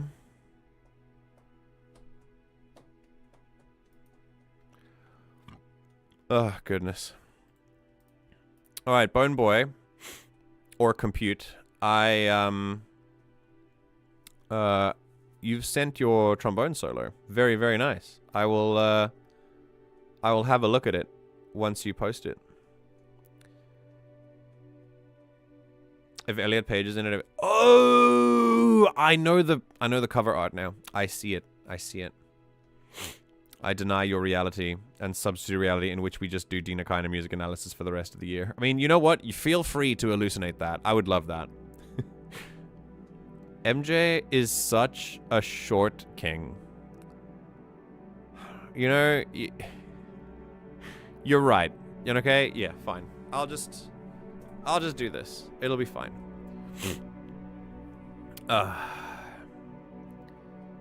You'll be able to enjoy this for the rest of the stream. I'll just chill here. Like 10 minutes ago, I think. Okay, but like, I'm streaming. I can't listen to you if... I can't like watch for the minute that you post about it while I'm still streaming. Yep. According to Alferg, 6 feet is now short king status. So I guess every single person around me in Korea is also a short king. Just everyone. Every single person. I'm taller than most people here in the country. If Alferg wants to redefine what short king means, then I guess we're just gonna go with that.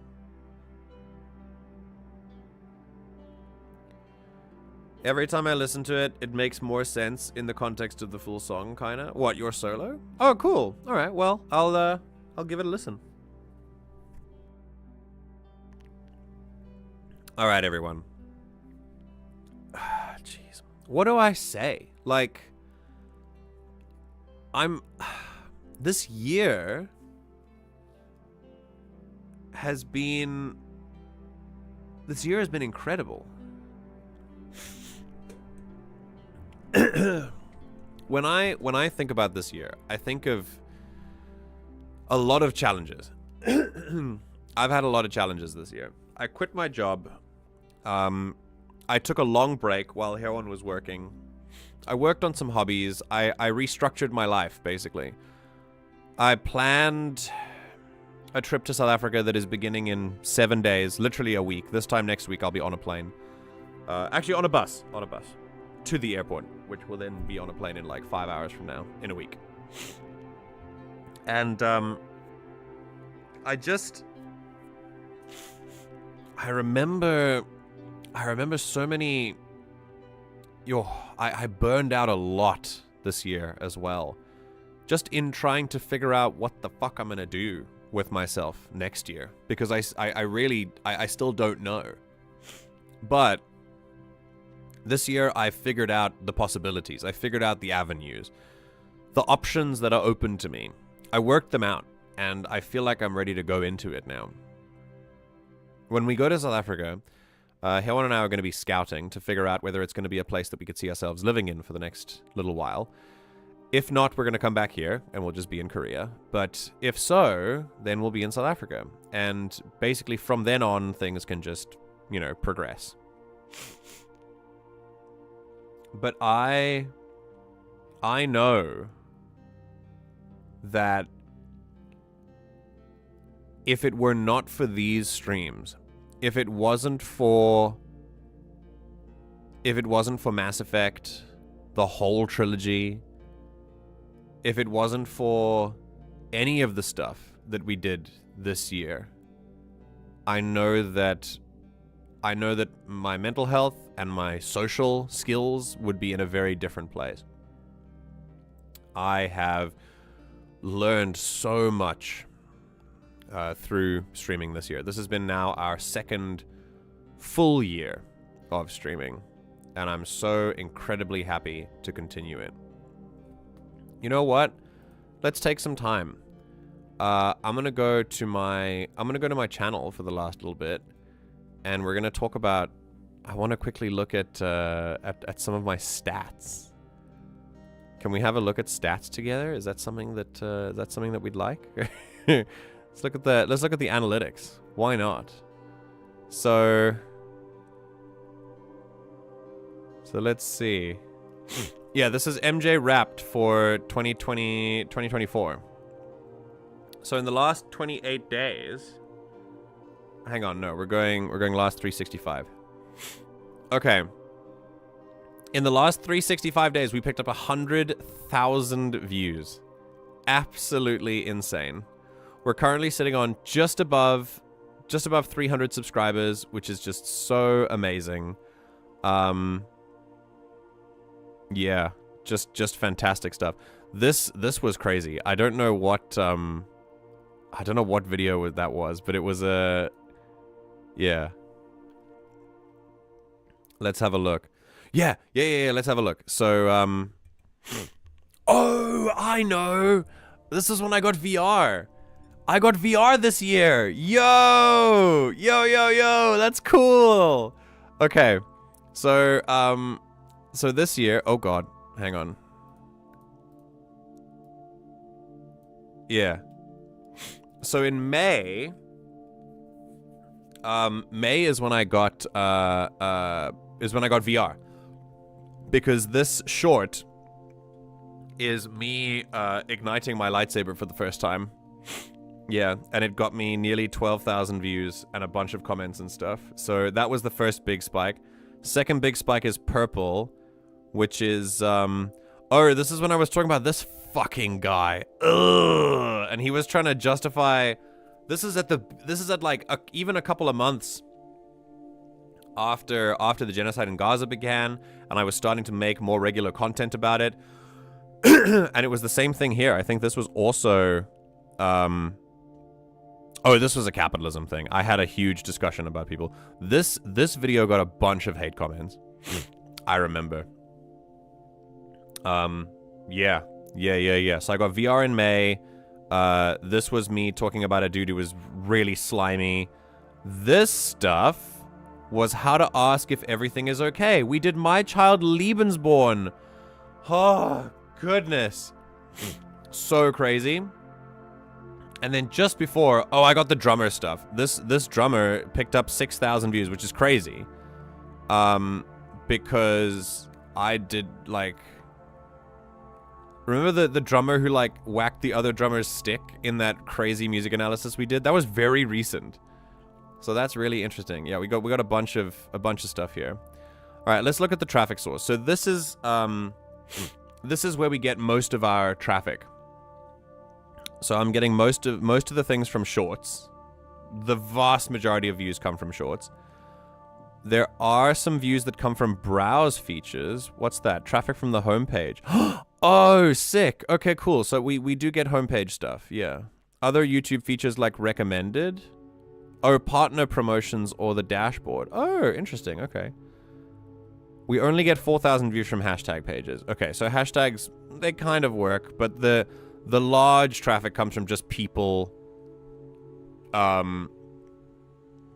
scrolling through shorts. Yeah. Damn, nearly 1 million impressions? That's crazy. Impression click-through rate is 1%. Oh, that's so funny. Okay. I don't know what this means. Traffic from sound pages is 2. We got 2 people? That's so cute. Oh, very cool. All right, let's look at the geography. So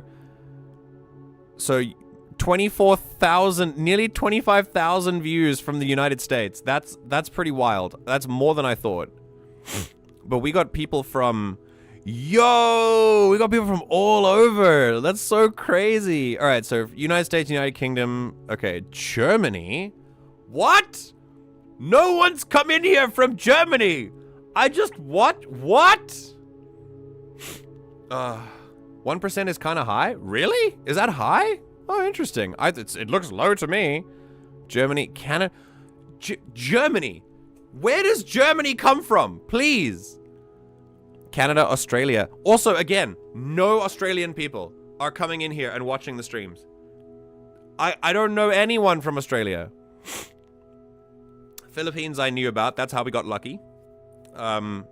Lucky is Filipino. Sweden, interesting. Netherlands, India, Poland, Indonesia, Malaysia. Damn. Oh, South Africa's down there. Nice. New Zealand. Yeah, see, look. I live here, and I get 383 views from South Korea. Like, that's crazy. That's so wild.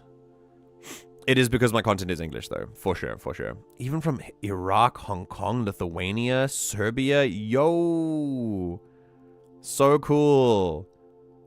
Ugh. Ugh, gross. Ugh, gross. Ugh. Oh, God. 165 whole people from there.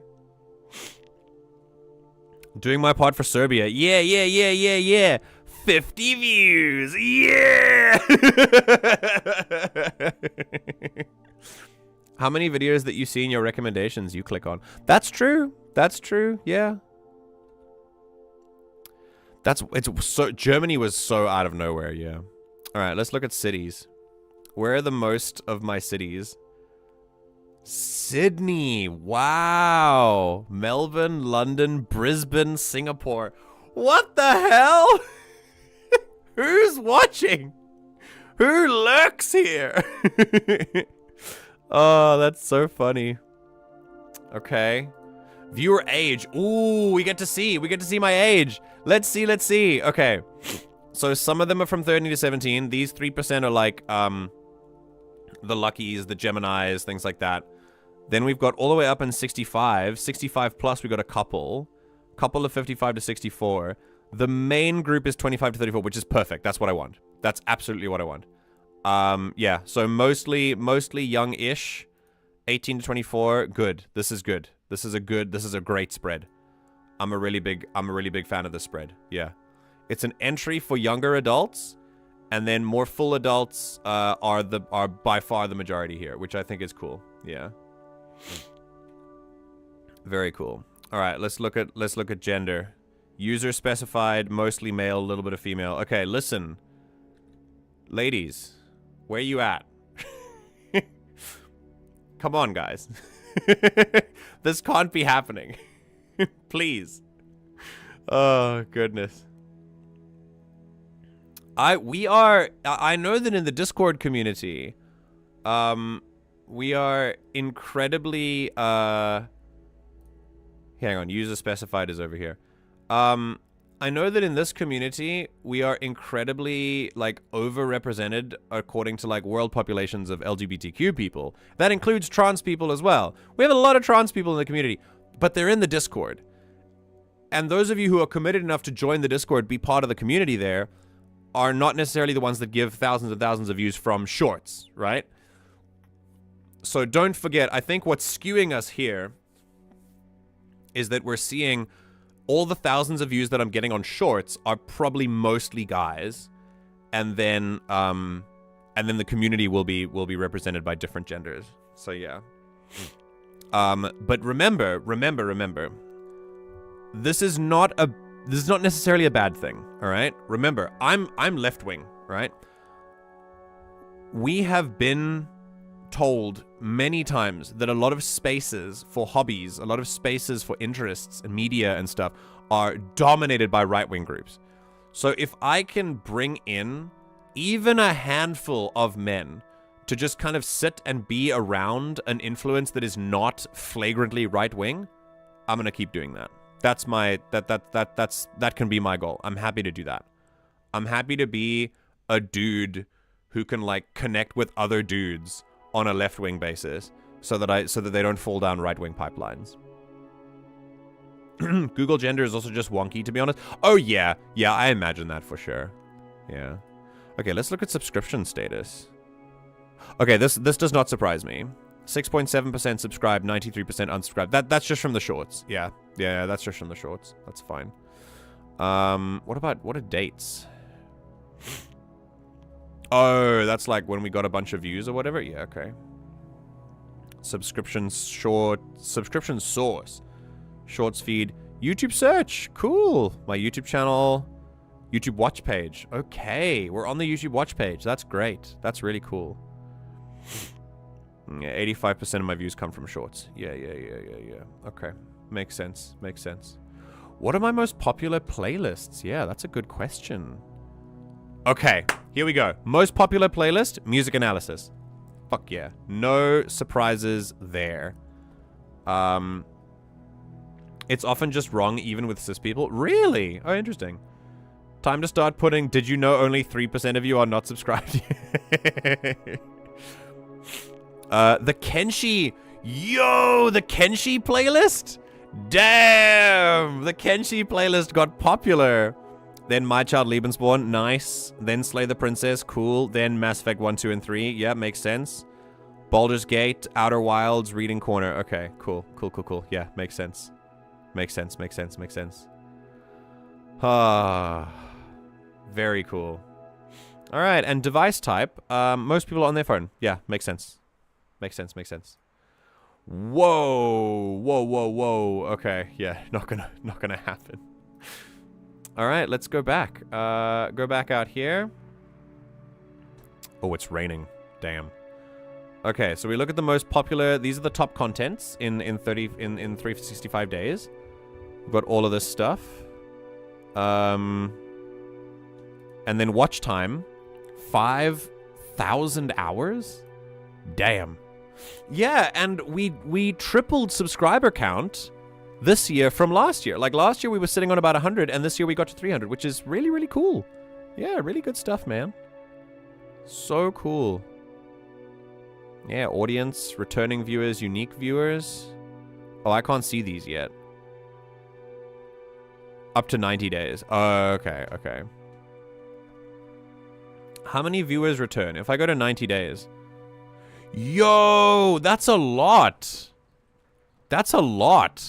Like, 460 people come back to our streams? Really, really interesting. You played Chants of Sonara? Yeah, before you were here, Aracheesy. Let's figure out what we did this year. Okay, so I'm gonna go from last video added, and we're gonna talk first. First, this year, 2024. Remember, I started streaming in 2022, at the end of 2022.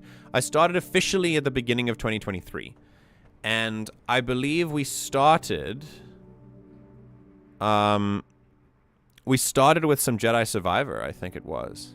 Yeah. Yeah. So, the date the playlist was added. Yeah. Oh, the last video was added. Okay, let's go date added and see what the oldest playlist was. Oh, music. Yeah. Okay, cool. All right. So I believe, let's go from here. And basically what I'm going to do from now is a sort of timeline of how, let's, I don't know where to put my face. We'll put it here for now. This is basically going to be a timeline of the kind of stuff that I've been doing for the last 2 years. The last 2 years of streams, I can't believe I've committed to this long. I can't believe I've met all of you. I can't believe that we have a community now, that I can actually say that I provide a space for people, and it's such a wonderful privilege and opportunity for me, and it's so lovely to know you all. And these last 2 years have caused that. So all the content we've done has slowly brought more people in, and now here you are. So thank all of this content that we've done if you're happy to be here, because I know that I am. So we're gonna start. At the beginning, music analysis was definitely something that I wanted to do. So you see music analysis here. Then we played The Outer Worlds. The Outer Worlds was my first like video game school type of thing that I wanted to play, and I was really excited. It's a lovely game, very Borderlands-esque. Teaches you a lot about capitalism. Doesn't go quite far enough, I don't think. It also has the trope of like the only real left-wing people are also kind of nuts. So, sort of. Anyway. It was really fun, and we were still rebels, and we did a revolution and everything. It was a lot of fun. Very funny game as well. Yeah. Then we did some reading corner, of course. Started reading people's stuff. I remember here, the reading corner. One of the highlights, one of the main like reading series was we did the Star Wars Episode 3 novelization. So if you don't, if you haven't seen that, you can go ahead. It's quite cool. It took us a long time to get through. It's a long book, but yeah, it was fun. Then we went with the world of TTRPGs, yeah. Started breaking out into tabletop stuff, gave you some advice over Reddit, and now this is going to be the whole stream, yeah. It's going to be crazy. I'm going to talk about what's next as we go on, but for now, let's just look here. I wanted to get into some media discussions. They kind of fell off because I found out that I was already doing a lot of media discussion during games, so I figured I'd just kind of meld the two together. But then I brought them back a couple weeks ago for a couple of streams because I just wanted to talk about specific stuff on its own. Excuse me. Also, at this point, I was doing a lot of like active TikTok videos as well, so I used these media discussions to talk about it on TikTok too. I remember the horny Anakin Padme chapters. Oh, dude, yeah, there was so much of that. Then, of course, I modded the absolute shit out of my Skyrim, and we played Skyrim Chronicles with Dulagash Gromagak. 27 videos of this orc who traversed from Bruma all the way in Skyrim, from Bruma in Cyrodiil all the way up to Skyrim, made it to the Mages College, studied a little bit, had some amazing adventures, was attacked by so many dragons. I had a great time with this one. Great time. It was really a lot of fun. And then, yeah, we were, then, this. So this game, not only did Outer Wilds, I'm in an Outer Wilds resurgence, by the way. Like, I fully I watched a whole other playthrough of Outer Wilds the other day from Pirate Software. He did a full playthrough. And Outer Wilds was one of my... It's not only one of my favorite games of all time, but it is a game that, for me, Outer Wilds has taught me and reminded me of a lesson that I carry with me to this day. The lesson that it's okay for things to end. It's okay to say goodbye to things. Now, I already knew that, but this game hammers it home in such a profoundly beautiful way. I will never forget what this game did to me and did for me. I'll never forget it. It taught me so many things. Above all, it taught me that. So yeah, Outer Wilds was a really flagship moment for the stream, for sure. And then, obviously a lot of casual video games we played, like Lethal Company and like Content Warning and stuff like that. That was a lot of fun. Party Animals, Stick Fight, all sorts of cool shit like that. But Star Wars Jedi Survivor was when we evolved from... I think this is when we elevated from tiny little corner of the internet, from like Akil's stream, all the way to, from Akil's stream to now, which was what we were doing before, all the way to like actually standing on our own, like this is a community. We made memes, we made running gags and jokes, we made references. Star Wars Jedi Survivor was probably... one of the most meaningful times for us as a community, I think. I really, like, this was just so impactful to me. I played a couple of more than I thought. More Divinity Original Sin 2 than I thought. But yeah. Still a lot of fun. Still a lot of fun. Then after that, after this, I went over to Spiritfarer. The Farewell Edition. Spiritfarer broke me. It was a beautiful, beautiful game. We could say so much about it. It was recommended by Ember and Taters, I think. And then Ember and Taters and I just kind of sat together and played it together. It was a wonderful, wonderful, wonderful moment. Really great memories came out of Spiritfarer. So yeah, awesome. I played a couple of videos of Spider-Man. I wanted to get into it. I still have to finish the game because I haven't played it since I stopped streaming about it. But I love Spider-Man games. I'd love to get back into it. I just stopped because I wasn't feeling it really that much for stream. It wasn't really that, like, impactful for stream, so I just went away. But yeah. Of course, then we started board game nights. We did Tabletop Simulator. We did some Star Wars Shatterpoint. We did that arcane, like, we did Eldritch Horror stuff. We did that Call of Cthulhu type game. Arkham Horror, that was it. Yeah, we did Arkham Horror. And then we moved on to Board Game Arena. And now Board Game Night has been a highlight of streams. Everyone loves it, who takes part, at least. Doesn't get a lot of views, but it's still a lot of fun. Definitely our most. Oh, goodness. Arachizi, I don't know if you knew this, but then, following that, we had a whole series of Baldur's Gate 3. When Baldur's Gate 3 came out, Arglak, Rain, Ash, and I made a party of new characters with their whole backstories and everything, and we played a fully in-character run of Baldur's Gate 3, and that has also been a flagship memory for me. I enjoyed that so thoroughly. It was wonderful. We really, like... I think there were times, you can definitely, if you go back and watch the full series, you can definitely tell that there were times that we kind of, like, we didn't set immediately accurate expectations, so there were a couple of conflicts in the series where we just kind of, hey, what, like, we didn't expect each other to take the actions that we took, but it all worked out okay. And I think we finished it, we committed straight to the end, and that was it. It was really, really, really cool. I enjoyed it so much. Yeah. I'm just remembering that one time I played Shatterpoint with you and I just put my entire Republic fleet on Mustafar for no apparent reason. Oh, that was Risk. That was Star Wars Risk. Yeah. So good. You were playing full PC party. That sounds fun. Yeah, we role-played everything. So in Baldur's Gate 3, we role-played out all the character choices, and when there was dialogue options, we would discuss things in character first before we chose the dialogue option. It was wonderful. Really, really good time. I still treat the character that I had in that game as like a D&D character that I had. It was really, really, really impactful. Yeah. And then straight after that, we learned language with Chants of Sonar. Chants of Sonar was also wonderful. This was one of those really cool games. I played it with Tater's kids as well. They came to come and watch a lot of the Chants of Sonar gameplay. And we had a lot of fun with that. Really, Chants of Sonar teaches you about diversity and how diversity can be lost with division and divisive behavior. Yeah, really, really interesting. And then, of course, my friends, how could... I think 2024 was defined by the Mass Effect trilogy. 1, 2, and 3, right after each other. Bing, bang, boom. We played so much Mass Effect.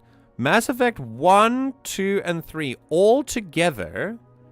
How many videos are in here? 13 videos, 20 videos, and 22. So 42, 45, 55 streams of this year. 55, all dedicated to Mass Effect. Absolutely incredible. I really, really enjoyed the Mass Effect run. It gave me lots of analysis. We had a lot of views. I think the highest view count we've ever had was through a Mass Effect game. I think we had about 20 people once during one of our Mass Effect 3 streams. We had 20 people at one time. It was amazing. Really, really, really quite cool. So Mass Effect drew in a lot of people. So I was really happy about that. Oh, goodness. Ah, Ash is here. Ash. Your noise gate kicked in. Wow. I'm going down memory lane. Do you wanna join me? We're looking at all of I'm nearly done though. We're looking at all of the content that that we've been doing this year. I was also learning BSL around the same time as Chance. I really need to get back into learning BSL. I was getting good at it and then fell off it. Remember not to shame yourself when you stop doing something. Just be like, I stopped, I want to start again. Let's start again. Don't be like, But what if... why haven't I done it in a while? Why? It's been so long. I used to love it. Why did I stop? Shame. Don't shame yourself. Encourage What if yourself. being shamed is your kink, though? That's a different thing. We're talking about motivation, not pleasure. Only reason really was because I got priced out of it. The service I was using was so bloody expensive. That's fair. Totally fair reason. Yeah. Anyway, the Mass Effect videos were fully like a flagship of 2024. We really... I just totaled it up, Ash. I don't know if you were here, but 55 streams of 2024 were dedicated to Mass Effect. All 3 of the games. It was pretty insane. Okay, I know we did a couple of schedule changes over the year. Like I had quite a lot of... While I was working throughout last year, I could only stream at night and then Saturday morning, and that burned me out so freaking fast. It was unbelievable. And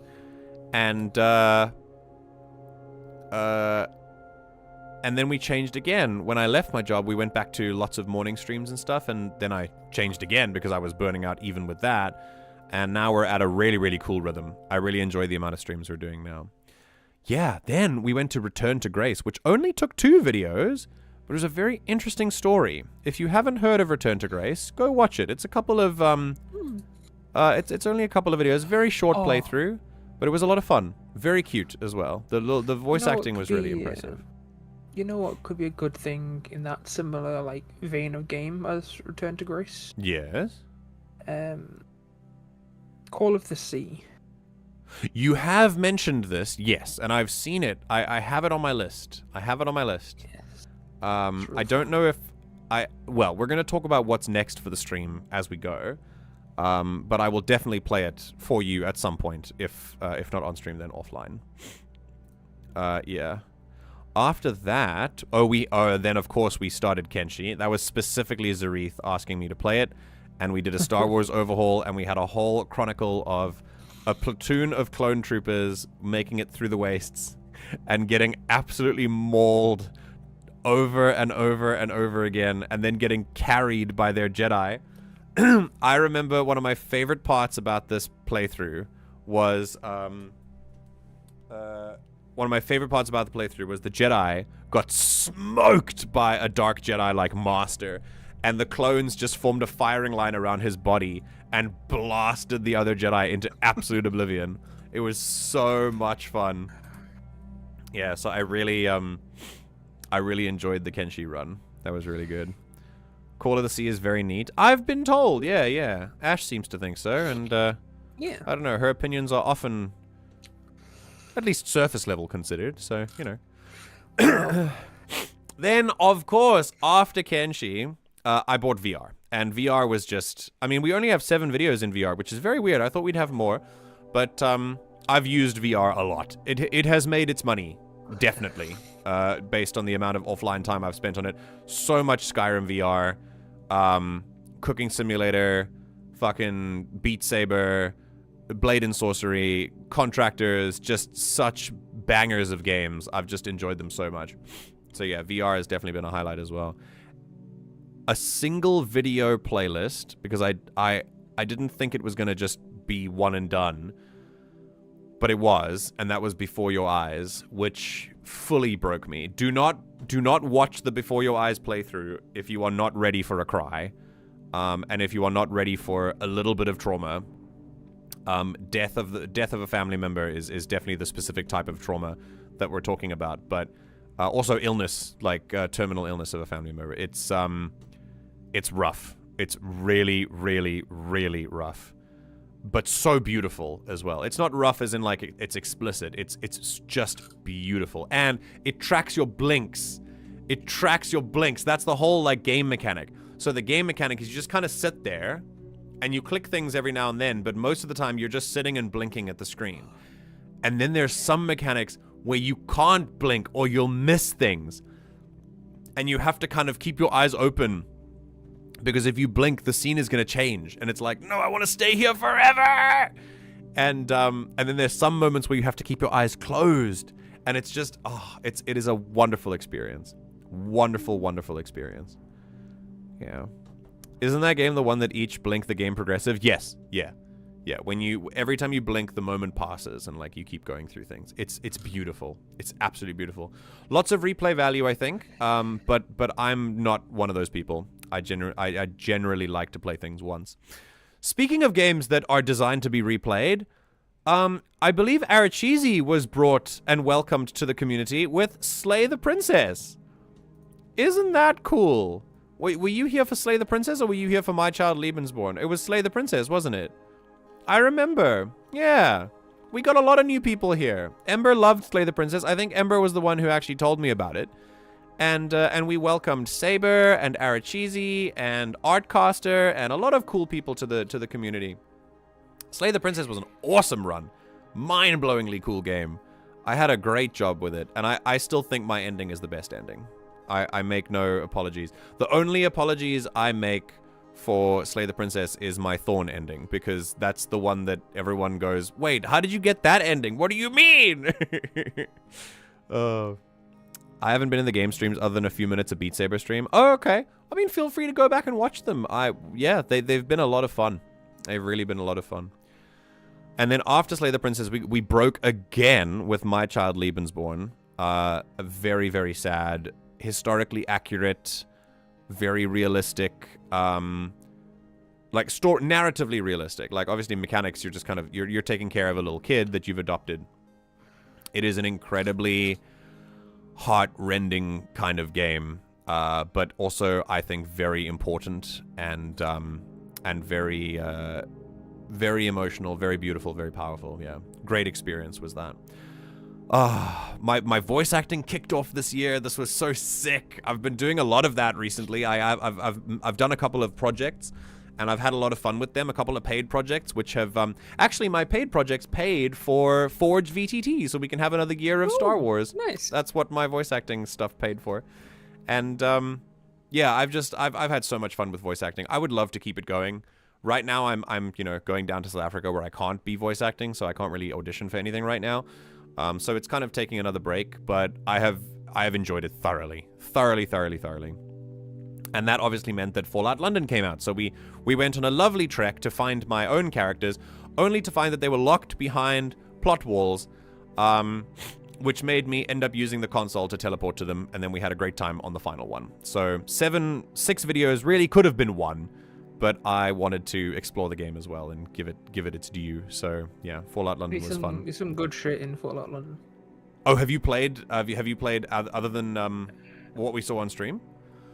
No, I've been watching Gopher and many a true nerd play. Oh, sick. Okay, cool. Maybe There's I should. some fun stuff. Maybe I should start again. Maybe I should play it again. I haven't uninstalled it yet because I'm like, what if I want it? You know? Yeah. So I think I'll play it again.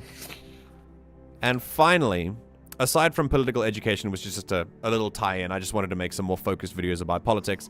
Our final game, full game, was Star Wars Outlaws. That was a lot of fun. I really enjoyed that. A full 18 videos on this stream, and it was just so enjoyable. I really had fun with it.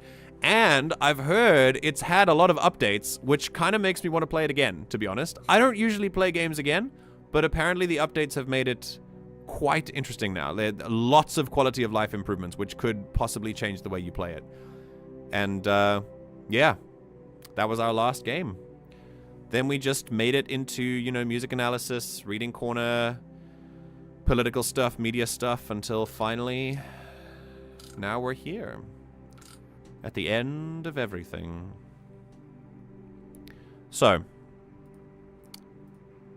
after 2 years of streams, now we say goodbye. But, my friends, what is next, I hear you ask? Well, Ash, that's a good question. They put a new DLC out the other day. Oh, it's the first DLC out! Oh, cool! Not that I can Not that I can play it, because I wish not to pay the price for a full game for a single DLC, but we'll see.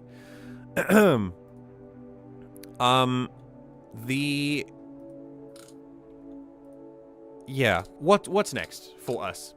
Well, I can't believe 2013 is in 7 days. Excuse me? So, next for me personally, I'm going to do me personally first, and then I'll do the stream. For me personally, next is a holiday. I'm going to South Africa. I'm going to visit my family. I haven't been to South Africa in 3 full years. More than 3. It'll be about 3.5. Since I came here, I haven't been able to go back down. This is an incredible privilege for me.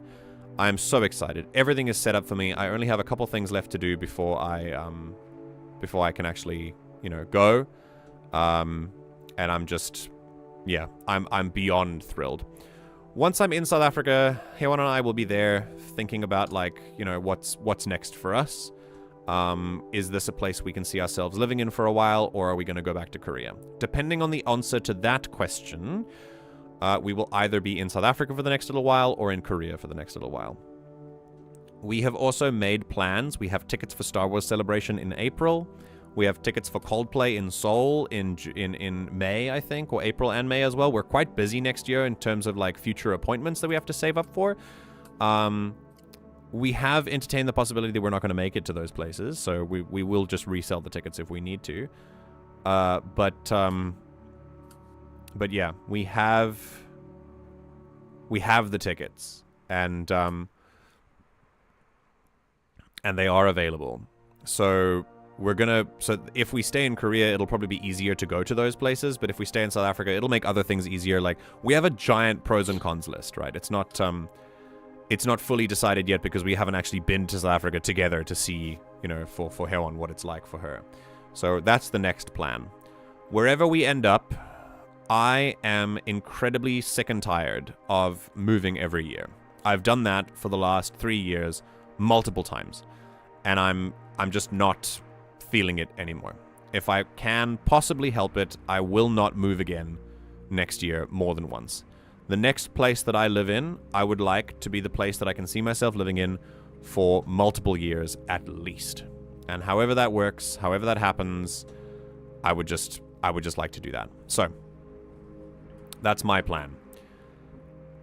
Wherever it's going to be. And that's going to be for me.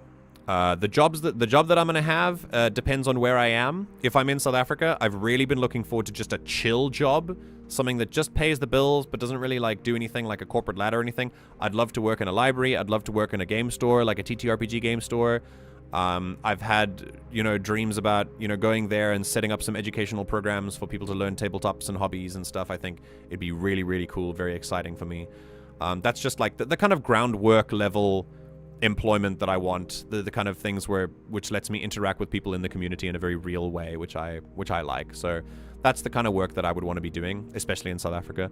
In Korea, I'm not sure, but if I am able to do any work that I like, I think I've been thinking of walking into a music academy and going, do you need someone who can teach piano? Because I can do it in English and Korean if you need it. So I've been really thinking about that as well. So that is that's my plan. But what about streams? Well, for streams, it's been a pretty difficult thing to continue these streams for 2 years. Not that it's not been rewarding, but the difficulty has been in the sheer variety of stuff that we do. And how often we do it as well. When I was working, I was doing 4 streams a week, just like we are now. It was Tuesday, Thursday, Saturday evening, and then Saturday morning as well. It was killing me on top of a job. So if I'm going to have a job, and if streaming is not going to pay the bills, which it probably won't, then... and I'm fine with that, but, facing facts, it probably won't be... I probably won't get to the stage where streaming pays the bills. So if I'm going to have a job on top of that, I can't be streaming 4 times a week. It's just not feasible for me. So I have to make a new plan with that. But then, with the sheer variety of content that we have, I can't just keep doing that same variety because we'll never get around to anything. if I do only like 1 stream a week or 2 streams a week. I'm gonna have to refine the content. And as much as I love music and writing and voice acting and games and board games and stuff, there's really one thing that rolls so many of those interests into one, and that is tabletop TTRPGs. And that's a goal that I've had for this community for a long time. I've often wanted to give people in this community an opportunity to participate in a tabletop role-playing game.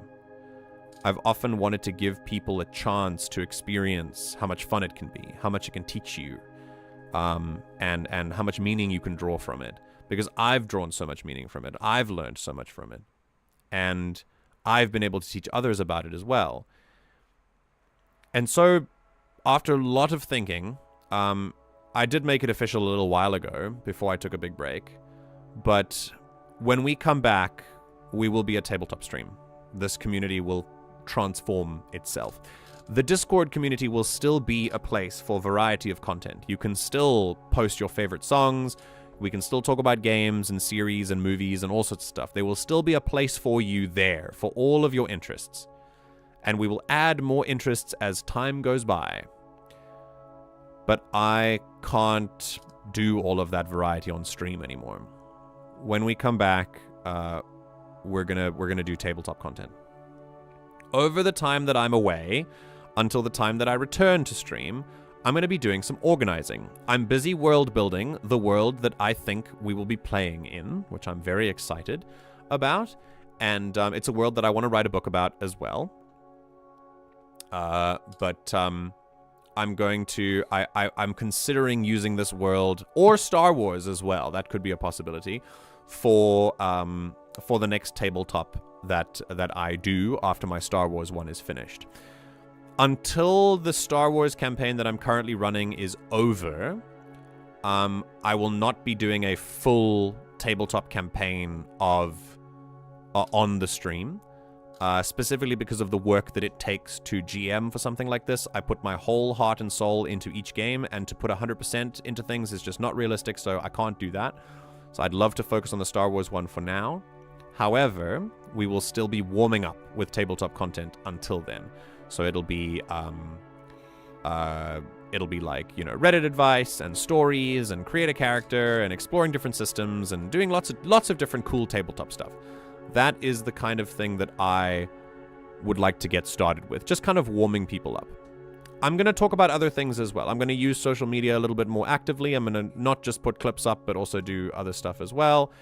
And yeah, that's my plan. So when I come back, we'll do lots of cool tabletop stuff.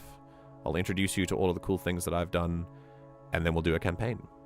The campaign will be designed as a series of sort of 2-month-ish stints with a couple of people at a time so that everyone can get a turn.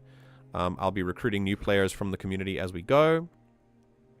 And we'll do like an actual play, like streaming style thing.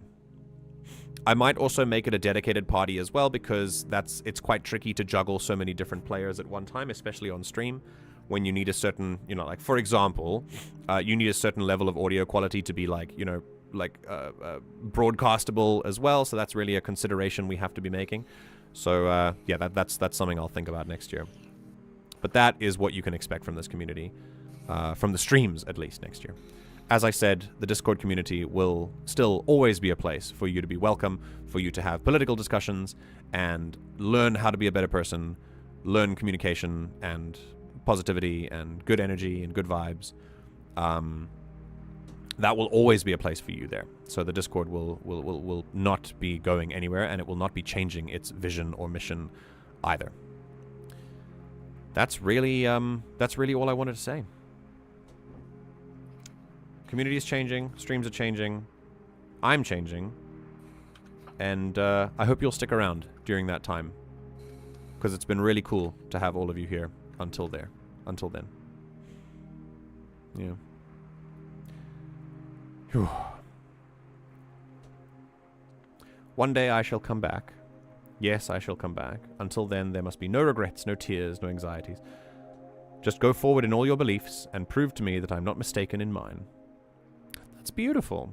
Is that Doctor Who? I can't fathom moving every year. Moving is the worst. I hate it. I hate it. The first time I did it, it was great. I enjoyed the new kind of, I enjoyed the new environment. I enjoyed the new space that I could plan for, but no. Every year, multiple times a year, shit. I fucking hate it. Why did I just now realize what the TT and TTRPGs meant? Yeah, tabletop. No, treacherous teammates role-playing game, yes. All this right as I'm about to start writing my next campaign. Cool. Yeah. As the rain pours down outside, I shall give you my final goodbye. And I'll see you guys in 2 months. End of January. Beginning of February, we should come back. I'll let you guys know. Please don't, please don't abandon the Discord. It's been really cool to have you guys there. Don't leave just because there are no streams anymore. I would love to still hang out with you guys, play Sea of Thieves and stuff like that. Hey, leave server. You're a mod! What do you mean? You have to stay now. You're locked away. You're in prison. Alright. I'm gonna go and draw ocean currents for my world. You're free to hang out with me, Ash, so I'll see you in hanging out. For now, thanks for hopping in for a little bit at the end. I'll see you down there. Goodbye. Alright. Let's end on a nice chill note. Everyone, I appreciate you all so very, very much. Thank you for giving me this position. Thank you for trusting me with the facilitation of this community. For the scaffolding that is needed for a community to thrive. Thank you for feeling safe here. Thank you for feeling welcomed. Thank you for welcoming others and making others feel like they belong. Because all of you do, here, under this banner. And I hope that we will grow to bigger and better things next year. But if we don't, and if this truly is the last time I stream, if life gets in the way, and it turns out I have to say goodbye forever, that's okay. We had a really, really, really good time. Truly. And I thank you all for that. So, as you all shitpost in the chat, thank you for being here. I appreciate you. I continue to welcome you into the Discord. Stay hydrated. Be kinder to yourself than you're currently being. And I'll see you in the next stream. When we do it all over again. Or not. Take care.